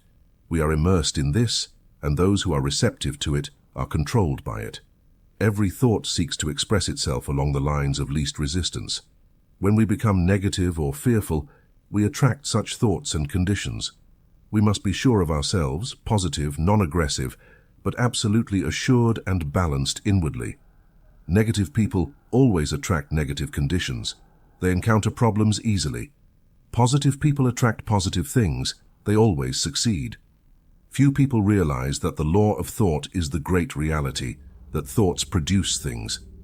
When we understand this power of thought, we will carefully monitor our thoughts to ensure that no unwanted thought enters, that nothing we do not want to see materializes. We can protect our mind by knowing that no negative thought can enter it. We can practice daily by declaring that no racial thought of limitation can enter our mind, that the Spirit surrounds us and protects us from all fear and limitation. Let us clothe ourselves in the great realization that all power is ours, and that nothing else can enter. Let us fill the atmosphere of our homes and workplaces with currents of positive thought. Others will feel it, will love to be near us, and will participate in the things in which we participate. In this way, we will continually attract the best. Let us develop our intuition. If a person always lived close to the Spirit, they would never make great mistakes. Some seem to have the ability to always know what is best to do. They always succeed because they avoid making mistakes. We can all train ourselves to be guided by the Supreme Spirit of the universe, but we can never do so until we believe that we can receive directly from the source of all knowledge. This is done by sitting in silence and knowing that the Spirit guides us inwardly. Let us try to feel that our thought is imbued with the thought of the Spirit. Let us wait for it to guide us, but never be discouraged if we do not immediately receive a direct impression. The work is in progress even if it is not seen or felt. Thought forms in our mind and will emerge over time as an idea. When the idea manifests, always have confidence in it, even if it is not exactly as you hoped. First impressions are usually the most direct and clear. They usually come directly from the Spirit of the universe and must be expressed with care. Let us declare while sitting in silence that intelligence guides us, and so it will. Activity presence. Suppose your place of business does not seem to manifest activity. Customers are not showing up. For the person in the business world, the presence of clients typically signifies activity. Suppose you have come to believe that the principle works just as well in small things as in large. What you want now is greater activity. How will you see activity when there isn't any? This is a big question. Truly, we must ignore what we see and what we have experienced. Yes, absolutely, there is no other way. If we continue to see things as they appear, we can never change their appearance. What we must do, despite apparent inactivity, is to know and mentally see and declare that we are amidst activity. Feel this mentally true. Visualize the place filled with people, knowing it is full of clients all the time. Affirm that your word attracts them. Have no sense of strain about it. Simply know that you are dealing with the only power that exists. It will work. It must work. Realize that when you have spoken the word, greater energy has taken it and established it in you. Have no thought of limitation. Mentally speak forward with perfect confidence. If you have the mental capacity to see the place full, combine that with the word and visualize it daily as if it were always full. Have faith in a higher power in everything you do. Feel specially taken care of. This is true when a soul turns to the universe of unmanifested life. At the same time, it turns to itself. Jesus told the story of the prodigal son. The father saw him from afar. There is always this turning towards us from the fatherly spirit when we turn to him and come into closer contact with life. We must keep our mind clear so that when the Spirit brings the gift, we are open to receiving it. Even God cannot impose things on us by force. We must receive even before seeing it, because weak and powerless hands fumble in the dark and touch God's right hand in these shadows and are raised and strengthened. Always when we believe, we will have this honest belief of the Spirit of life, mentally seeing exactly what we want to see, persisting even if the heavens fall. We will succeed in proving that the law of life is a law of freedom. God made man so that he would have everything the universe contained, then left him alone to discover his own nature. Let go of all effort and struggle. Know the truth deep in your soul and have absolute confidence in it. Declare daily that you are guided and protected, that the power of the Spirit makes everything happen, and wait in peace and perfect trust. This mental attitude will overcome everything and prove that the power of spiritual thought is the only real power in the universe. Attracting your own to you. Suppose you wish to attract friends and companions to you. Expand your circle of friends. This too can be resolved by the law, for everything can be resolved by the same law, since all is one, and the one becomes many in expression. There are too many people in the world who feel lonely because they have a sense of separation from others. What needs to be done is not to try to unite with people, but with the principle of life behind all people and things. Work from the center and not from the circumference. In this single mentality are the minds of all people. When you unite your thought with the whole, you will be bound to parts of the whole. The first thing to do is to realize that life is your friend and companion. Feel the divine company. Feel that you are one with all life. Declare that as this thought awakens in your mind, it also awakens in the mind of the entire race. Feel that the world is drawn to you. Love the world and all those in it. Include everyone if you want to be included by everyone. The world seeks strength. Be strong. The world loves love. Embody it. See the good in all people. Let go of everything else. People will feel your love and be drawn to it. Love is the greatest power in the universe, at the foundation of everything else, the cause of all that is. Feel that your love is like a great light illuminating the path of the entire world. It will return to you, bringing so many friends that you won't have enough time to appreciate them all. Become a true friend, and you will have many friends. Be self-sufficient yet inclusive of everyone. People will sense your strength and will desire to bask in your radiance. Never be unhappy or morbid. Always be joyful and radiate good character and happiness. Never show that you are depressed or discouraged. The world is attracted to the strongest center of joy and camaraderie. Never let your feelings be hurt. No one wants to hurt you, and no one could even if they tried. You are above all that. Wherever you go, know that the Spirit of truth goes before you and prepares the way by bringing all the friends and influences necessary for your comfort and well-being. This is not selfishness, but common sense, and it will surely bring you a harvest of friends and companions. Declare to the Spirit that you are now bound with all people, and all people are bound with you. Visualize yourself surrounded by cohorts of friends, mentally feel their presence, and rejoice that all good things are yours. Now do this no matter what seems to be happening, and it won't be long before you encounter wonderful friends and connect with the great ones of the world. Ultimately, man is simply what he thinks himself to be. He is great in capacity if he thinks great thoughts. He is small if he thinks small thoughts. He will attract to himself that which he thinks about most. He can learn to govern his own destiny when he learns to control his thoughts. For this, he must first realize that everything in the manifest universe is the result of an internal activity of the mind. This thought is God producing a universe through the activity of his own divine thoughts. Man is in this thought as a thinking center, and what he thinks governs his life, just as God's thought governs the universe by setting all cosmic activities in motion. It is so easy to understand and so simple to use that we often wonder why it took us so long to discover this greatest of all truths through all ages. Believing in what one thinks to be true, thinking daily in the mentality of what one wishes to see come back, eliminating negative thoughts, maintaining all positive thoughts, thanking the Spirit of life for being such, always having confidence in the higher law, never arguing with oneself or others. These are the steps that, when followed, will lead us where we will not have to ask if it is true, for having demonstrated it, we will know it. The seed that falls into the ground will bear fruit of its own kind, and nothing will prevent it.